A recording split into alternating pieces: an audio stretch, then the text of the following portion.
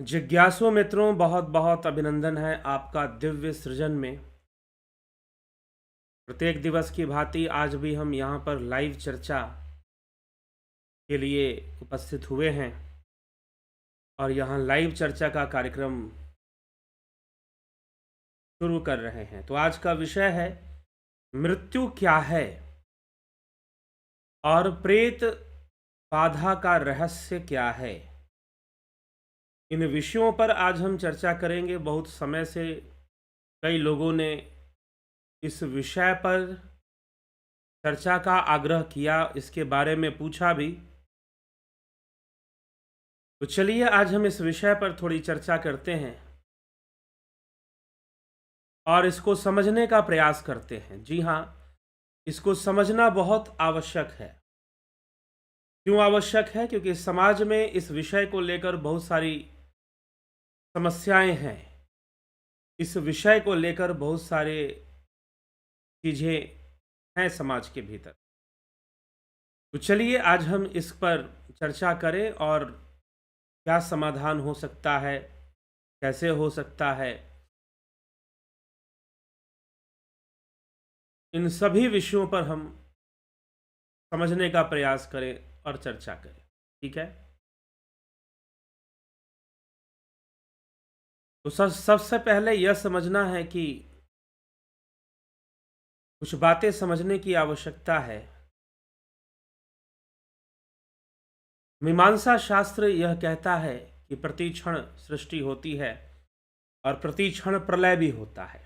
जी हाँ, सृष्टि और प्रलय की घटना हमेशा ही घट रही है। तो प्रति क्षण प्रलय है, प्रति क्षण सृष्टि है, मतलब हर क्षण कुछ नया बन जा रहा है और हर क्षण कुछ नष्ट भी हो जा रहा है। और उसी प्रक्रिया में एक घटना घटती है जिसे हम मृत्यु कहते हैं। ठीक, सृष्टि और प्रलय दोनों एक साथ हो जाता है उसी समय जब ये मृत्यु की घटना घटती है। तो मृत्यु अंत है ऐसा नहीं है। भारतीय दर्शन में सभी दर्शन, जितने भी दार्शनिक विचारधारा भारतीय दर्शन में हैं, ऊपर से पाश्चात्य दर्शन में भी जो बहुत सारे दार्शनिक विचारधारा, पाइथागोरस की दार्शनिक विचारधारा हो गई, चाहे प्लेटो की दार्शनिक विचारधारा हो गई, जो कि एंशियंट दार्शनिक थे, और उसके बाद जो दार्शनिक हुए उनमें से आधुनिक युग में बहुत सारे मनोवैज्ञानिक हुए। William James, father of American psychology, और बहुत सारे वैज्ञानिक हुए जिन्होंने इन विषयों पर चर्चा की। मृत्यु के बाद क्या है? मृत्यु क्या है? मृत्यु एक परिवर्तन है, एक दुखद परिवर्तन है, हम ये कह सकते हैं, क्योंकि कोई मरना नहीं चाहता। कोई मरना नहीं चाहता। प्रत्येक व्यक्ति ये सोचता है कि जिस स्थिति में है वो उसी स्थिति में हमेशा के लिए बना रहे। जिस स्थिति में वो है उसी स्थिति में हमेशा के लिए वो बना रहे। और लेकिन यह जो वृत्ति है, यह जो सोच है कि हमें परिवर्तन पसंद नहीं है, हम जिस स्थिति में हैं हम उसी स्थिति में बने रहें, यह विचारधारा, यह हमारी सोच क्यों बनती है? वो इसलिए बनती है क्योंकि हम सब उस निश्चल आत्मा के ही प्रतिबिंब हैं। जी हाँ, ये संपूर्ण जगत उस ब्रह्म से ही है और वह ब्रह्म निश्चल है, अपरिवर्तनशील है। ब्रह्म में कभी कोई परिवर्तन नहीं होता, आत्मा परिवर्तित नहीं होती। इसीलिए हम भी चाहते हैं कि हमारा परिवर्तन ना हो, लेकिन हम जो परिवर्तन नहीं चाहते हैं वो बाहरी है, वो बाहरी है, वो सांसारिक है। उसको हम रोकना चाहते हैं, जो असंभव है। प्रकृति कभी रुकेगी नहीं, परिवर्तन तो आएगा ही आएगा। आए हैं सो जाएंगे, राजा रंक फकीर, एक सिंहासन चढ़े चले एक बंधे जंजीर। फर्क इतना है, जाने के बाद एक बंधन में बंधेगा और एक कैवल्य की प्राप्ति करे, मुक्ति की प्राप्ति करे, जीवन मुक्त होकर बंधन से मुक्त हो। एक कैवल्य मुक्ति है, एक जीवन मुक्ति है। जीवन मुक्ति जहां पर योगी शरीर के बंधन से मुक्त होता है, लेकिन कर्म का कुछ बंधन रहता है, फिर भी वो इतना सामर्थ्यवान होता है कि अपनी इच्छा मात्र से शरीर धारण करे। उसे हम जीवन मुक्त कह सकते हैं, सिद्धों को कह सकते हैं, जो योग सिद्ध पुरुष है, इनके पास सिद्धियां हैं, उनको हम जीवन मुक्त कह सकते हैं, जो सिद्ध हो चुके हैं।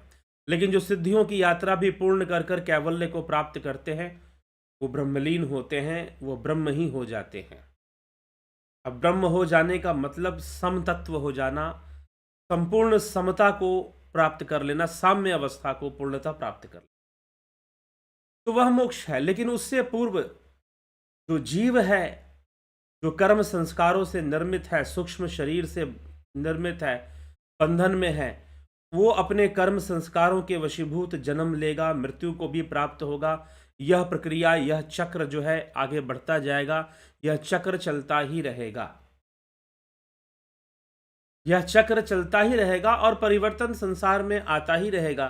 वो आत्मा भले ही ना परिवर्तित हो, लेकिन संसार परिवर्तित होता रहेगा, स्थूल परिवर्तन आता रहेगा। पंचभूतों की सृष्टि में, प्रपंच में, प्रपंच किसे कहते हैं? पंचभूतों की सृष्टि ही प्रपंच कहलाती है। यह स्थूल जगत प्रपंच, ब्रह्मा का जगत प्रपंच, ऐसे बताया गया है। तो प्रपंच में परिवर्तन तो आएगा ही आएगा, और उस परिवर्तन का सामना सबको करना पड़ता है, और यह सामना ही मृत्यु है। दूसरी बात, एक और बात स्वाभाविक है कि मृत्यु कष्टदायी ही हो सकती है, मृत्यु सुखदायी नहीं होती है। अगर सुखदायी किसी के लिए होगी तो मात्र योगियों के लिए संभव है, आत्मज्ञानियों के लिए संभव है कि मृत्यु उनके लिए सुखदायी हो। कबीर साहिब कहते हैं, जिन मरने ते जग डरे मेरे मन आनंद, मरने ते ही पाइए पूरन परमानंद। कबीर की वाणी में आती है। वैसे तो कबीर ने कभी कोई वाणी लिखी नहीं, उनके फॉलोअर या उनके चेलों ने बाद में उनका कुछ संकलन किया, और बाद में उसी धारा पर ना जाने कितनी वाणियां जुड़ती गई।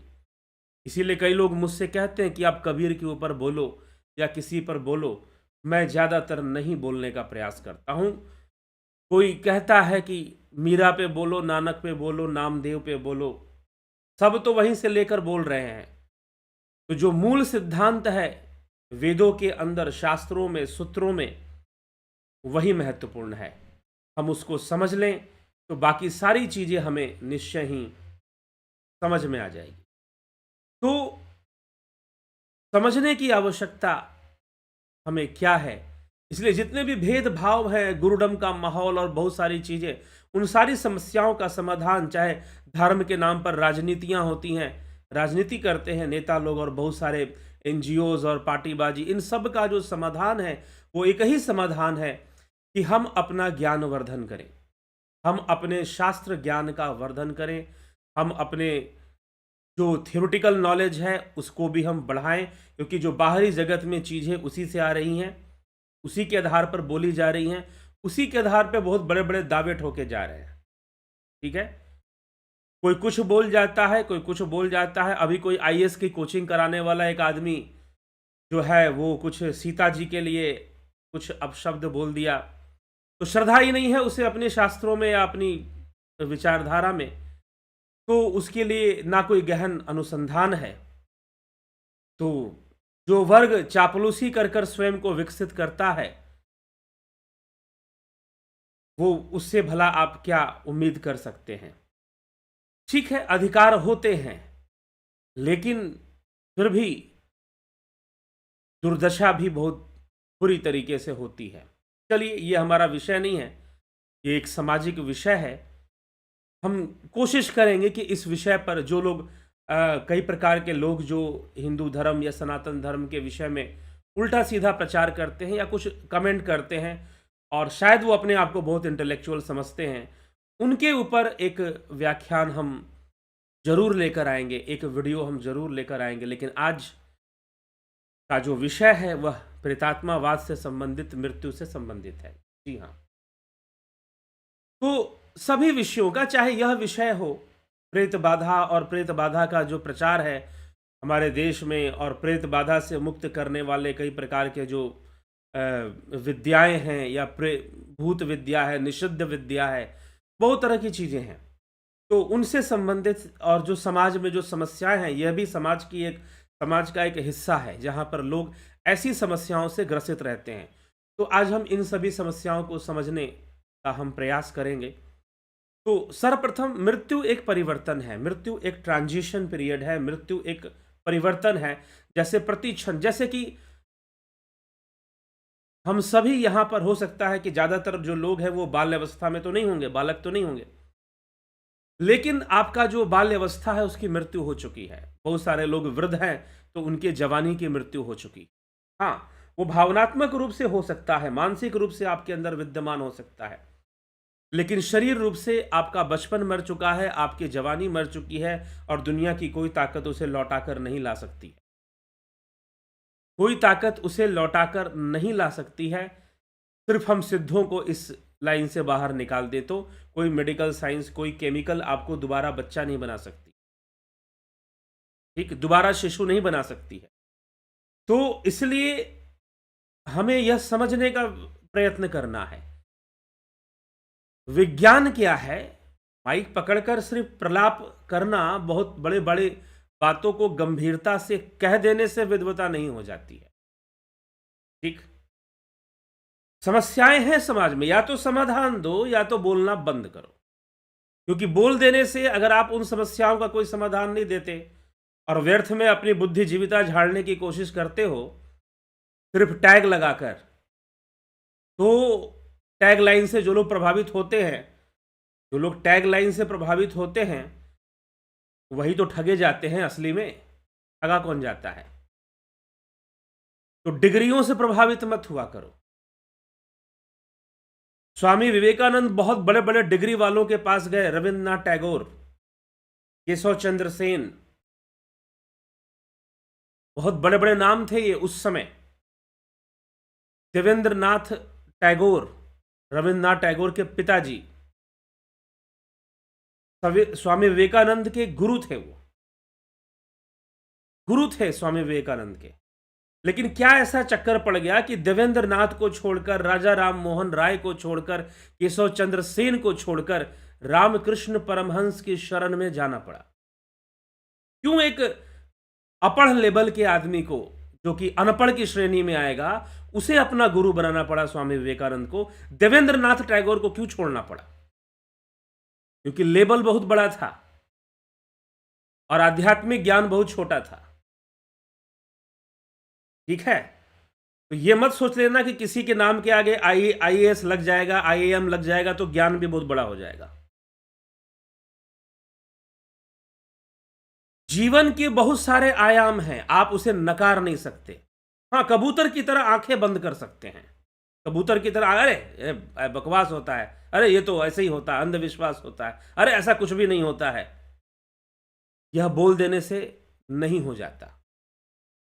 आपको उन समस्याओं का समाधान भी सामने लाना पड़ेगा, ढूंढना पड़ेगा, उसके लिए एक मुहिम चलानी पड़ेगी। ऐसा ही एक वैज्ञानिक था यूरोप के अंदर, इंग्लैंड के अंदर, जिसने ये मुहिम चलाई पाखंड के विरुद्ध में, और उस वैज्ञानिक का नाम था सर विलियम क्रूक, और उसका एक साथी था मायर, जो कि एक पोएट था, अंग्रेजी भाषा में पोएट्री करता था। मायर्स की पोएट्स आपको गूगल पे मिल जाएंगी, सर विलियम क्रूक की भी जानकारी आपको मिल जाएगी। विलियम क्रूक को ये चीज बड़ी प्रभावित करती थी, ये भूत प्रेत ये क्या चीज है, और ये लोगों के ऊपर आ जाते हैं, और लोग जो है अजीब अजीब तरह की बातें करते हैं, और कई बार वो बातें बहुत सही बतलाते हैं, पीछे की बातें बतला देते हैं, कई बार भविष्यवाणियां कर देते हैं, इस तरह की चीजें ये होती हैं। ये सब खत्म करना पड़ेगा। समाज इसमें जो है फंसा हुआ है, और वो जो विज्ञान है उसको नहीं समझ पा रहा है, और इसी के नाम पर जो है क्रिश्चियनिटी का बाजार चलता है। विलियम क्रूक ने देखा कि इन सब चीज़ों को ख़त्म करना चाहिए, और इस उद्देश्य से विलियम क्रूक निकल गए। हाँ, दूसरा कि वो मृत्यु को भी जानना चाहते थे कि व्हाट इज डेथ, डेथ क्या चीज़ है, मृत्यु क्या चीज़ है। विलियम क्रूक को जरूर पढ़ना चाहिए। जो लोग ये कहते हैं, जो जानना चाहते हैं प्रेतात्मा है या नहीं है, हालांकि भारतीय अथर्ववेद के अंदर बहुत सारी बातें इस विषय में भी चर्चा में ली जाती हैं, और दूसरे ग्रंथों में भी ली जाती है। तो यह विषय क्या है? मृत्यु क्या है? मृत्यु एक परिवर्तन मात्र है। जैसे आप बचपन से जवान हो गए, जवान से वृद्ध हो गए, मृत्यु में एक बड़ा परिवर्तन हो जाता है। ये छोटे परिवर्तन थे, ये एक छोटे परिवर्तन थे। और मृत्यु में एक बड़ा परिवर्तन होता है कि आप जिस शरीर में रह रहे हो, उस शरीर का त्याग कर देते। यह परिवर्तन अनेक रूप से घटित होता है। कई बार अचानक से घटित होता है, कई बार ये धीरे धीरे घटित होता है। बहुत तरीके से लोग मृत्यु को प्राप्त करते हैं। मैं स्वयं मरने वाले लोगों पर, ऐसे लोग जो मृत्यु को प्राप्त होते हैं, उनके बारे में पूछता, चिंतन करता कि भाई ये व्यक्ति किस ढंग से मर रहा है। कुछ वर्षों तक, लगभग 5 वर्षों तक, 5 से 7 वर्षों तक मैंने इस बात पर बहुत ज्यादा ध्यान दिया कि कोई व्यक्ति कैसे मृत्यु को प्राप्त हो रहा है। एक्सीडेंट से मृत्यु हो रही है, अचानक से मृत्यु हो रही है। क्या वास्तव में वो अचानक से हुई थी, या उसके जीवन में कुछ घटनाएं पहले से घट रही थी और अचानक से फिर मृत्यु वाली घटना घटी। और कुछ लोग जो बहुत समय से बीमार हैं और उन्होंने देह त्याग दिया, मृत्यु को प्राप्त हो गए। और कुछ ऐसे लोग जिन्होंने मृत्यु की इच्छा रखी कि मुझे, मेरी भी मृत्यु हो जाए। एक वृद्धावस्था में एक माता जी थी, बहुत बीमार रहती थी, डायबिटीज था उनको, बैक सोल हो गया था, ऊपर से एक हड्डी टूट गई पैर की, तो उठकर चल भी नहीं सकती थी, पैरालिसिस अटैक भी हो गया था, लेकिन फिर भी जीवित थी। तो उनका जो पुत्र है, उनको वो गीता सुनाया करता था। डॉक्टर ने कह दिया था बस जितना दिन जीवित रह जाए सेवा करिए, ज़्यादा कुछ हम इसमें कर नहीं सकते हैं, क्योंकि शरीर वृद्ध भी है, वृद्धावस्था में भी, और इतनी सारी बीमारियां भी हैं। लेकिन मृत्यु नहीं आ रही है। घर के लोगों की ये स्थिति कि वो सोच रहे थे अगर मृत्यु हो जाए तो शायद सारे दुखों से मुक्ति इसको मिल जाए, लेकिन जब तक जीवित है तब तक तो हम सेवा करेंगे ही। घर के लोगों ने 3-4 महीने तक सेवा की, सब कुछ किया। फिर एक विचार आया कि चलो गीता सुनाते हैं, सुनना चाहिए, सुनाते हैं। तो उनके अपने ही पुत्र ने थोड़ा समय निकालकर अपनी माता को गीता सुनाना शुरू किया। अपने काम धंधे से, अपने नौकरी जॉब से समय निकालकर गीता सुनाना शुरू किया। तो गीता जब सुनाना शुरू किया, तो गीता में जब वो पाठ आता है, वासांसी जुल्लानी यथा विहाय नवानि देहानि नरोपरानी, कि जिस प्रकार से वस्त्र जीर्ण हो जाते हैं और जो देही है, इस देह को धारण करने वाला जो देही है, वह जो है जब वस्त्र जीर्ण हो जाते हैं तो उस जीर्ण वस्त्र को त्याग कर नूतन वस्त्र को धारण जीवात्मा करता है, देही करता है। तो नूतन वस्त्र को धारण करता है मतलब नए जीवन को धारण करता है। यह शरीर भी एक वस्त्र के रूप में है, यह शरीर भी एक वस्त्र के रूप में है। तो जब शरीर वस्त्र के रूप में है तो इसका भी त्याग होगा और नूतन वस्त्र धारण होगा, नया शरीर धारण होगा। जैसी ये बात उन माता जी ने सुनी, उनके मन में इच्छा आ गई कि मुझे भी नया शरीर चाहिए, मुझे भी नया शरीर चाहिए। ये मन में इच्छा जागृत हो गई और वो मुंह से बोलने लगी कि मुझे भी नया शरीर मिल जाता तो कितना अच्छा होता। और ठीक उसी दिन सुबह सुबह, मॉर्निंग में, सुबह सुबह जो है उनका देहांत हो गया, उन्होंने देह त्याग दिया। तो ऐसे भी मृत्यु होती है। इस तरह से अनेक प्रकार से मृत्यु घटित होती, अनेक तरह से लोग मरते हैं। किसी के मरने की इच्छा हो जाती है, किसी की मरने की इच्छा नहीं होती है, और कई बार लोग नहीं समझते हैं, जानबूझकर मरना चाहते हैं, बेसमय संसार के दुखों से दुखी होकर मरना चाहते हैं, आत्महत्या जिसको हम कहते हैं। ऐसा नहीं कि वो उनको नया शरीर चाहिए, उनको तो वो सुख चाहिए जो नहीं मिला, और नहीं मिला, अपने मन की बात नहीं हुई, जो चाहते थे वो नहीं बन पाया, तो वो फिर मृत्यु को चाहने लग जाते हैं कि भाई मर ही जाते हैं तो अच्छा है। तो ऐसी समस्याएं भी आ जाती हैं। तो कई प्रकार के लोग कई ढंग से मृत्यु को प्राप्त करते हैं, लेकिन मृत्यु एक परिवर्तन मात्र है और कुछ भी नहीं है। आप एक नए आयाम में चले गए हैं, एक नए माहौल में चले गए हैं, चेतना के एक नए स्तर पे आप चले गए हैं। जीव वही है, सूक्ष्म शरीर वही है उसका, बस वो स्थूल को त्याग चुका है। स्थूल को त्याग कर वो एक नई चेतना के एक नए स्तर पर जा चुका है। तो वहां जा चुका है, तो मायर ने कहा कहते हैं कि विलियम क्रूक जब इन चीज़ों के पाखंड को ख़त्म करने के लिए बाहर निकले, जिन्होंने कैथोड रे ट्यूब बनाई थी, पैरानॉर्मल साइंस के ऊपर विलियम क्रूक को पढ़ना चाहिए। और ऐसा नहीं कि भूत प्रेत और इन सब चीज़ों की बातें भारत में होती हैं और भारत के गाँवों में होती है, जी नहीं। पहले जो है हमें कह दिया जाता था कि ये सब यहाँ पर है, इंग्लैंड जाओ, अमेरिका जाओ, कोई भूत प्रेत नहीं होता, कहीं कुछ नहीं होता, जी नहीं। दुनिया बहुत छोटी हो चुकी है, हर जगह हर इंफॉर्मेशन अवेलेबल है, ठीक। हर जगह हर इंफॉर्मेशन अवेलेबल है। सच पूछिए तो बहुत ज़्यादा व्यापक रूप में अमेरिका के अंदर, इंग्लैंड के अंदर, यूरोपीय देशों में इन सब बातों का प्रचलन रहा है और आज भी है, लेकिन लोकल में मिलेगा। जो यहाँ से भारतीय जाते हैं, लोकल लोग क्या ट्रेडिशन फॉलो करते हैं, किन बातों को मानते हैं, कैसी बातों को विश्वास करते हैं, डिस्कस करते हैं। हाँ, लेकिन आजकल लोग क्या है कि इन बातों को डिस्कस करना बुद्धिजीविता नहीं मानते, यद्यपि बुद्धिजीविता का इससे कोई संबंध नहीं है। बुद्धिजीविका का तो इससे संबंध है कि अगर बिना किसी अनुसंधान के, without any experiment and without any reasoning, अगर आप किसी विषय को कहते हो कि ये बुद्धिजीविता है और ये बुद्धिजीविता नहीं है, तो यह मूर्खता का प्रमाण है, बुद्धिजीविता का प्रमाण नहीं। बुद्धिजीविता तो यह है कि आप एक्सपेरिमेंट करो, आप अनुसंधान करो, आप रिसर्च करो, फिर अपनी बात को ले आओ। कौन क्या मानता है, कौन क्या नहीं मानता है, ये इससे कोई फर्क नहीं पड़ता। तो विलियम क्रूक जो थे, उन्होंने अपना रिसर्च शुरू किया। मानने से ही चलना है तो सूरज को चांद मान लो, चांद को सूरज मान लो। मान लो कि आज खाना खा लिया, मान लो कि पेट भर गया, तो मान लेने से पेट भर जाएगा तो भर ही लो पेट, फिर क्या दिक्कत है? बहुत पैसे बच जाएंगे अगर मान लेने से पेट भर जाएगा तो। अगर मान लेने से ही पेट भरेगा तो फिर आपका तो जीवन की सारी समस्या ही खत्म। मान लो कि खाना खा लिया, हो गया बस, क्या जरूरी है खाना।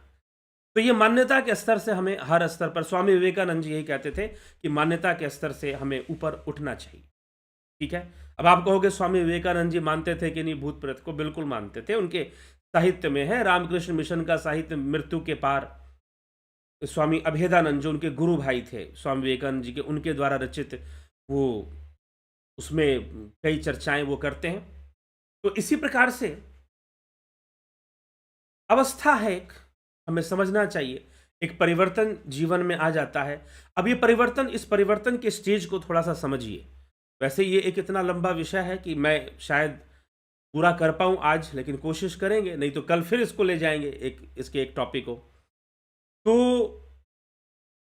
परिवर्तन किस तरह से होता है? आप मानिए कि आप किसी एक घर में रहते हैं, घर बहुत छोटा सा था, उस छोटे से घर में आपका छोटा सा बाथरूम था, ठीक, छोटा सा किचन था, छोटे छोटे कमरे थे, छोटा सा कुछ आपका बालकनी होगा या छोटा सा कुछ बरामदा, कुछ ऐसा होगा।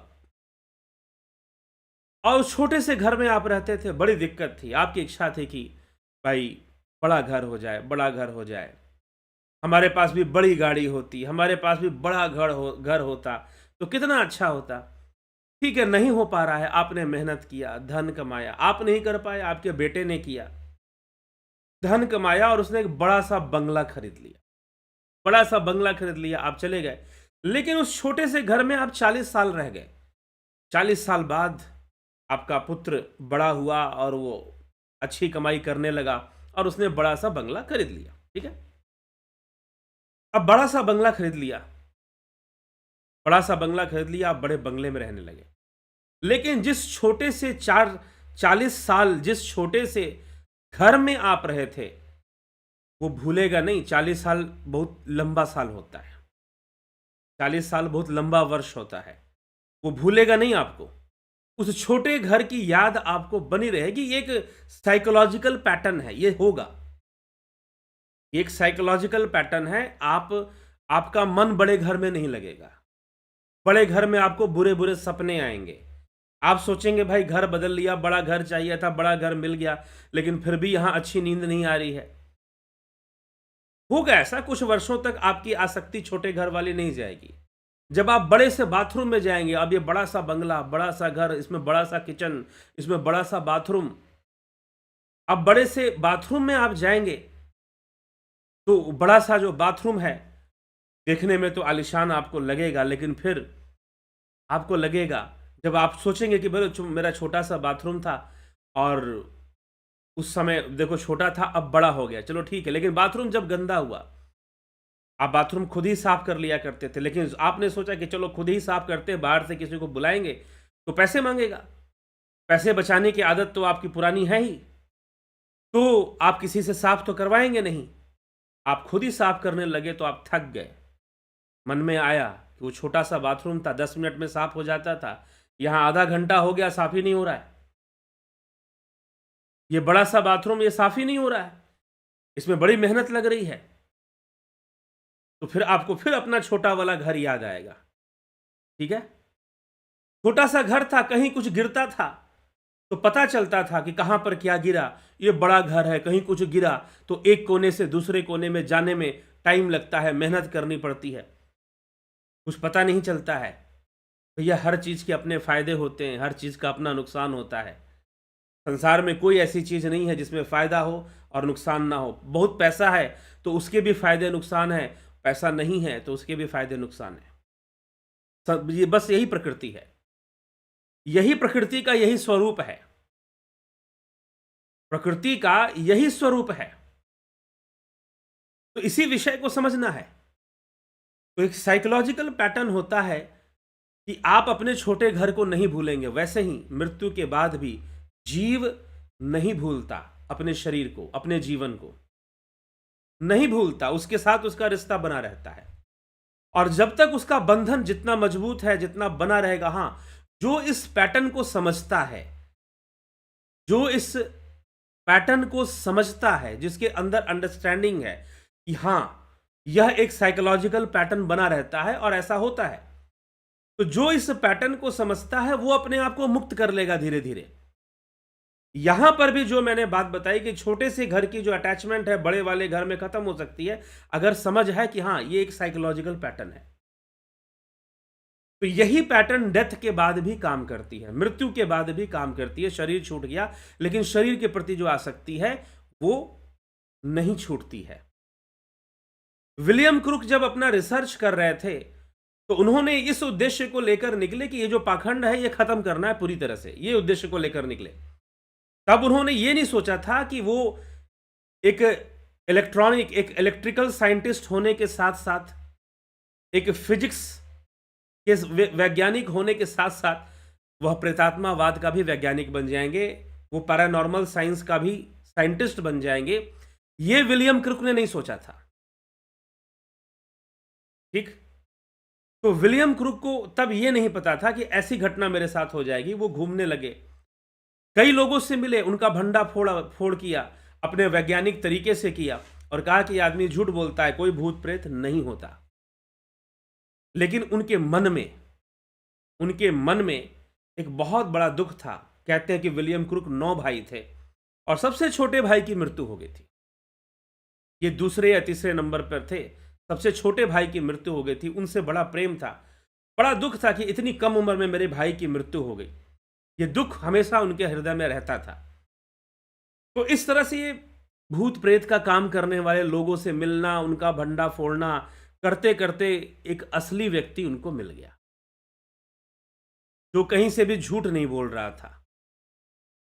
और जब असली व्यक्ति मिला तो पहले तो विलियम क्रुक डरे और फिर समझ में आया कि भाई वाकई में ऐसा कुछ है, और फिर उस पर रिसर्च शुरू कर दिया और उस व्यक्ति ने उनके भाई से मिला दिया, मरे हुए भाई से मिलवा दिया कि मिल लो, तुम्हारा भाई है, तुम मिलना चाहते थे, बिना कहे मिलवा दिया। उसने कहा भी नहीं और उसने उसके भाई की जो आत्मा या जो भी कह लो सामने रख दी और उससे बातें होने लगी। विलियम क्रुक का सारा दिमाग, सारे फिजिक्स गायब होने लगी। भाई ये कौन सा फिजिक्स काम कर रहा है? ठीक, तो क्वांटम फिजिक्स नामक भी एक चीज होती है ना, जो नॉर्मल फिजिक्स, क्लासिकल फिजिक्स के अगेंस्ट काम करती है। What is quantum physics? कहते किसको है क्वांटम फिजिक्स? कहते किसको है? एक ऐसी फिजिक्स है जो जब क्वांटम फिजिक्स आई तो जो फिजिसिस्ट थे वही मानने को तैयार नहीं थे कि क्वांटम फिजिक्स नामक भी कोई चीज हो सकती है। लेकिन laws of quantum physics are different from classical physics. जो लॉज ऑफ क्वांटम फिजिक्स हैं वो डिफरेंट है। वैसे ही इस स्थूल देह का जो सिद्धांत है वह सूक्ष्म देह से अलग है।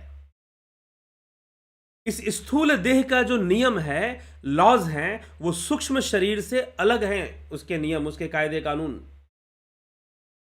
ये बात समझिए।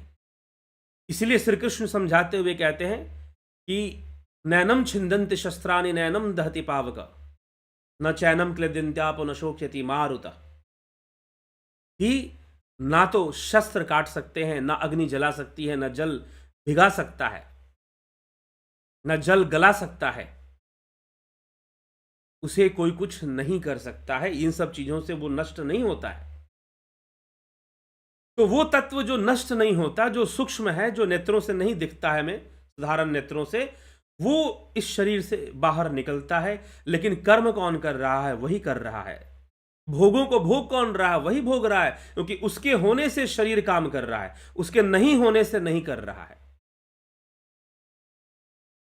उसके नहीं होने से नहीं कर रहा है, उसके होने से शरीर काम कर रहा है। उसके नहीं होने से शरीर में कुछ अच्छी चीजें कर भी दी जाए, वो भी नहीं हो रहा है।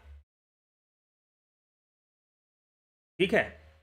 तो अब मृत्यु होती है, मृत्यु होती है, आपकी पेट के अंदर जो अग्नि है वो गायब हो जाती है, तो मृत्यु होती है। फिर ब्रेन जो है खत्म होता है, ब्रेन डेड होते हैं आप। जब ब्रेन डेड होते हैं तो आप पूरी तरह से, आप मृत्यु को माना जाता है मेडिकल साइंस में। लेकिन ठीक है, मेडिकल साइंस तो हर चीज को रिपेयर कर सकता है। शरीर में रिपेयर कर दो, और रिपेयर करके उस शरीर को छोड़ो, शायद दोबारा अग्नि आ जाए। जठराग्नि क्या दोबारा आ जाएगी? उसमें आनी चाहिए ना, शरीर तो ठीक हो गया, दोबारा वो प्रक्रिया, सारी चीजें शुरू हो जाए। ठीक, जैसे ही कोई गाड़ी है, टूट फूट जाता है, आप रिपेयर कर दो तो गाड़ी को आप फिर से आप चला सकते हो। तो उस वो चीज शरीर के साथ क्यों नहीं? शरीर को भी बिल्कुल वैसे ही रिपेयर कर दिया जाए। अगर कोई हार्ट फेलियर के कारण किसी की मृत्यु होती है, हार्ट को सही कर दो, हार्ट को दोबारा पंपिंग करना शुरू कर दो। तो क्यों नहीं वो पंपिंग दोबारा करके बिल्कुल पकड़ ले? आप रिपेयर कर दीजिए, शुरू हो जाएगा, फिर चीजें आगे बढ़ेंगी, चलेंगी। लेकिन ऐसा नहीं होता, शरीर के केस में ऐसा नहीं होता। मशीनों के केस में ऐसा होता है, लेकिन शरीर के केस में ऐसा नहीं होता, क्योंकि एक अलग चीज भी है जो इसको धारण किए हुए है।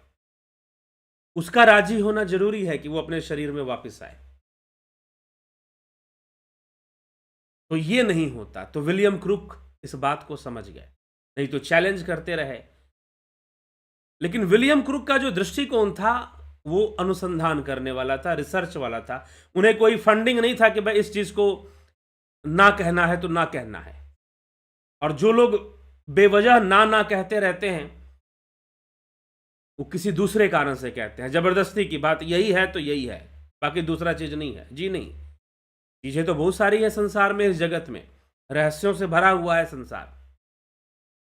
तो विलियम क्रूक ने यह जान लिया कि भाई ये चीज ऐसे है, और उस पर और रिसर्च शुरू कर दिया। और रिसर्च शुरू करते करते वो कंक्लूजन पे पहुंचे पहुंचे और उनका फ्रेंड जो मायर था उसकी डेथ हुई, और वो उनसे मिलने आया। डेथ के लगभग 7 महीने बाद बोलते हैं कि वो मिलने आया। मृत्यु के बाद जब वो मिलने आया और मिलकर उससे मिले और उससे जब बातें की, तो उसने बताया कि तुम्हें कैसा महसूस हुआ था। तो उसने बताया कि जब मैं मर गया तो मेरी स्थिति वैसी ही थी जैसे नवजात शिशु की होती है। मतलब कुछ समझ में नहीं आता कि क्या हो रहा है। मैं कहीं जा रहा हूं, कहीं भाग रहा हूं, कभी इधर जा रहा हूं, कभी उधर चला जा रहा हूं, कभी कैसे कैसे लोग, जैसे कि हमें ड्रीम्स में दिखाई देते हैं, सपने में दिखाई देते हैं, लगभग वैसे ही स्टेजेस में था मैं। उन्हीं परिस्थितियों में मैं था। और एक कुछ, अब मुझे ये दुनिया, जिस दुनिया में मैं हूं, अब मुझे थोड़ा समझ में आ रहा है कि मैं किस लोक में हूं और यहां पर चीजें किस तरह से चल रही हैं, अब मुझे समझ में आ रहा है। तो उसको समझने में 7 महीने लगे थोड़ा, क्योंकि नई जगह पे आप चले गए हो, वहां के कायदे कानून नए हो गए हैं, तो वहां पर सोचने समझने में टाइम लग गया थोड़ा सा। चलिए, हो गया, मायर को समझ में आ गया। विलियम क्रूक ने एक बात प्रमाणित की कि इनको डिमोनिक मत बोलिए। जी हां, यही भारतीय विचारधारा है, डरना बंद करो। क्रिश्चियनिटी ने जो डिमोनिक थ्योरी फैला कर रखा है, जो इविल की थ्योरी जो फैला कर रखा है। एक और बात जान लीजिए, भारतीय दर्शन की विशेष बात, पूरे भारतीय दर्शन में, पूरे इंडियन फिलॉसफी में 9 फिलॉसफीज को अगर हम लेते, चारवाक को, आप चारवाक को भी ले लीजिए इसमें तो, या चारवाक को छोड़ते भी हैं तो सभी बौद्ध, जैन और नास्तिक आस्तिक जितने भी हैं, इनमें से किसी ने फिलॉसफी ऑफ ईविल को नहीं लिखा है। ईविल की फिलॉसफी को नहीं लिखा है, शैतान की फिलॉसफी को नहीं लिखा है।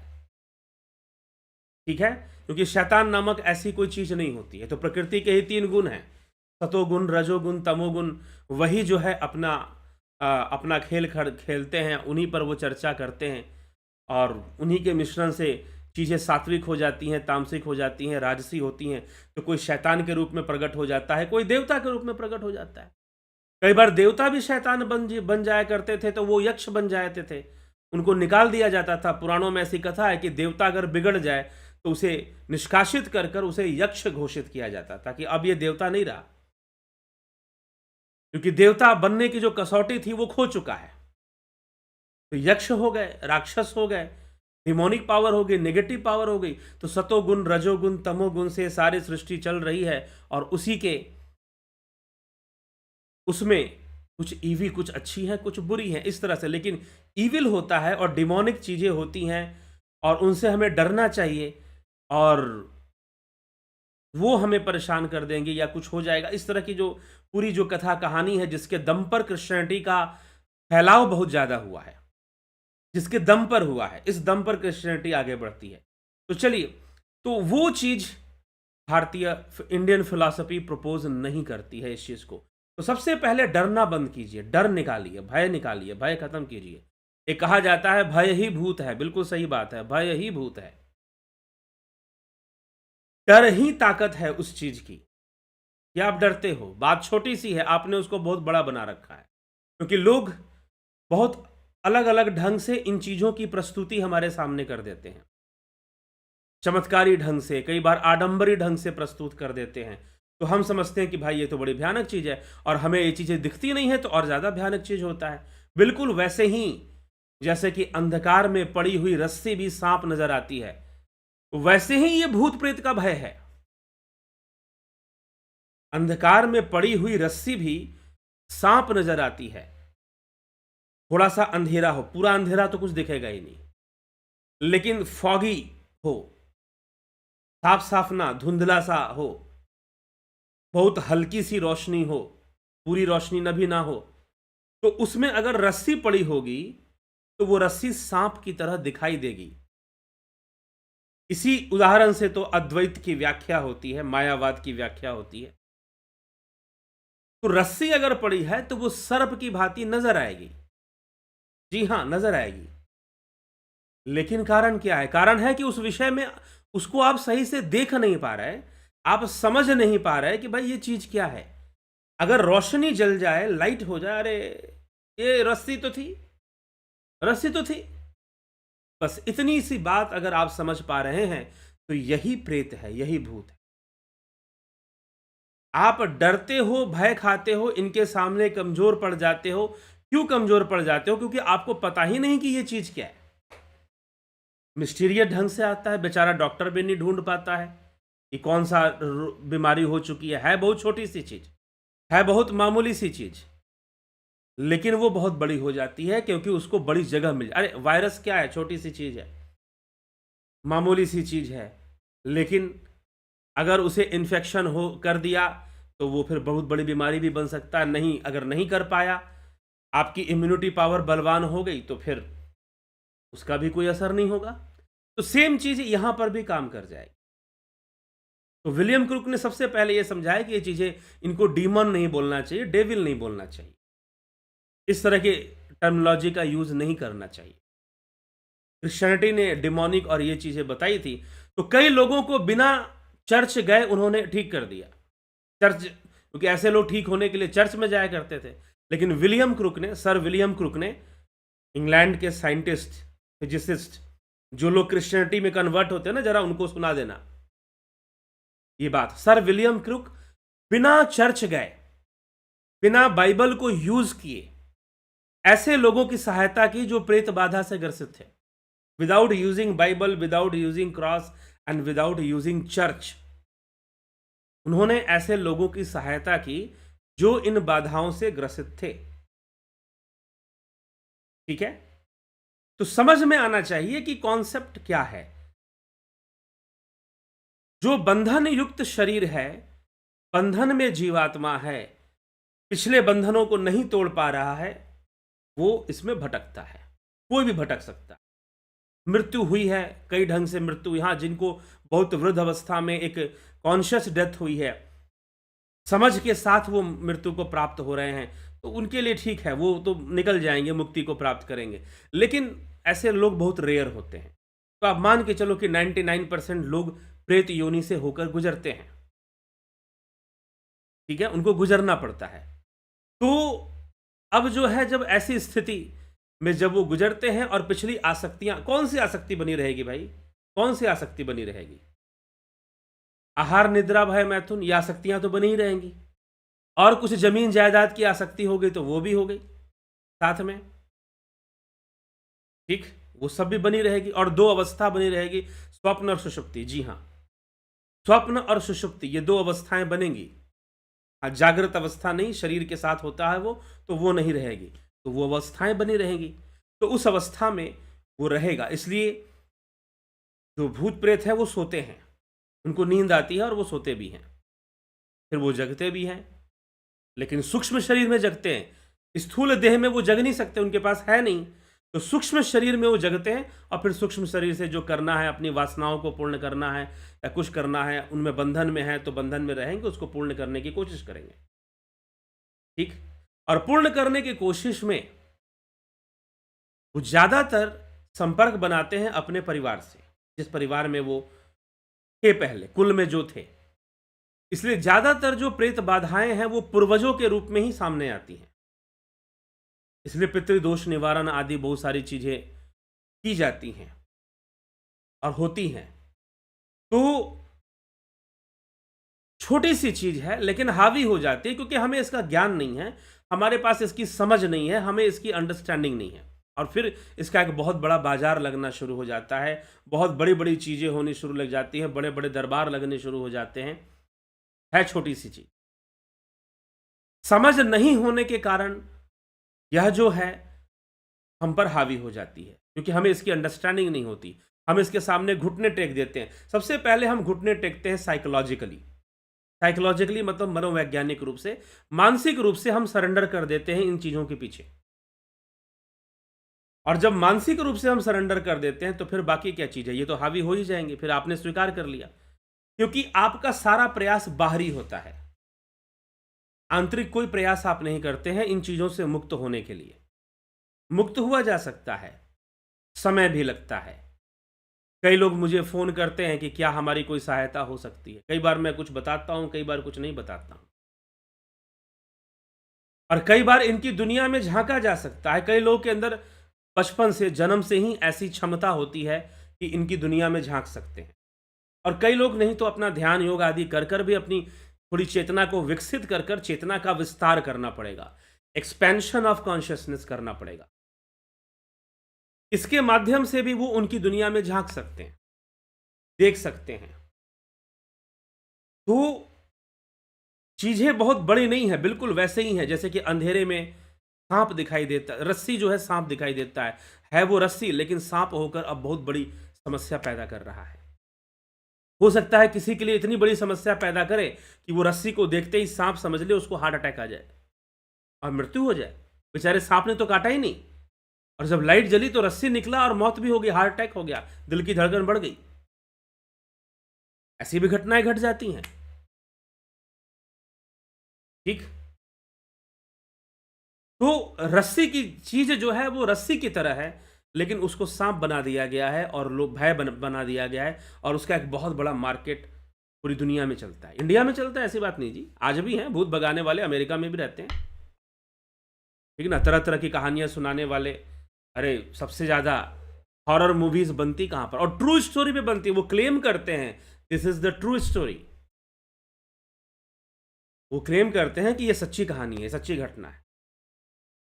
क्योंकि हाँ, ऐसी घटनाएं घटती हैं और कई बार बहुत भयावह रूप से भी घटते हैं। लेकिन भय का कारण है नॉलेज की कमी, ज्ञान की कमी।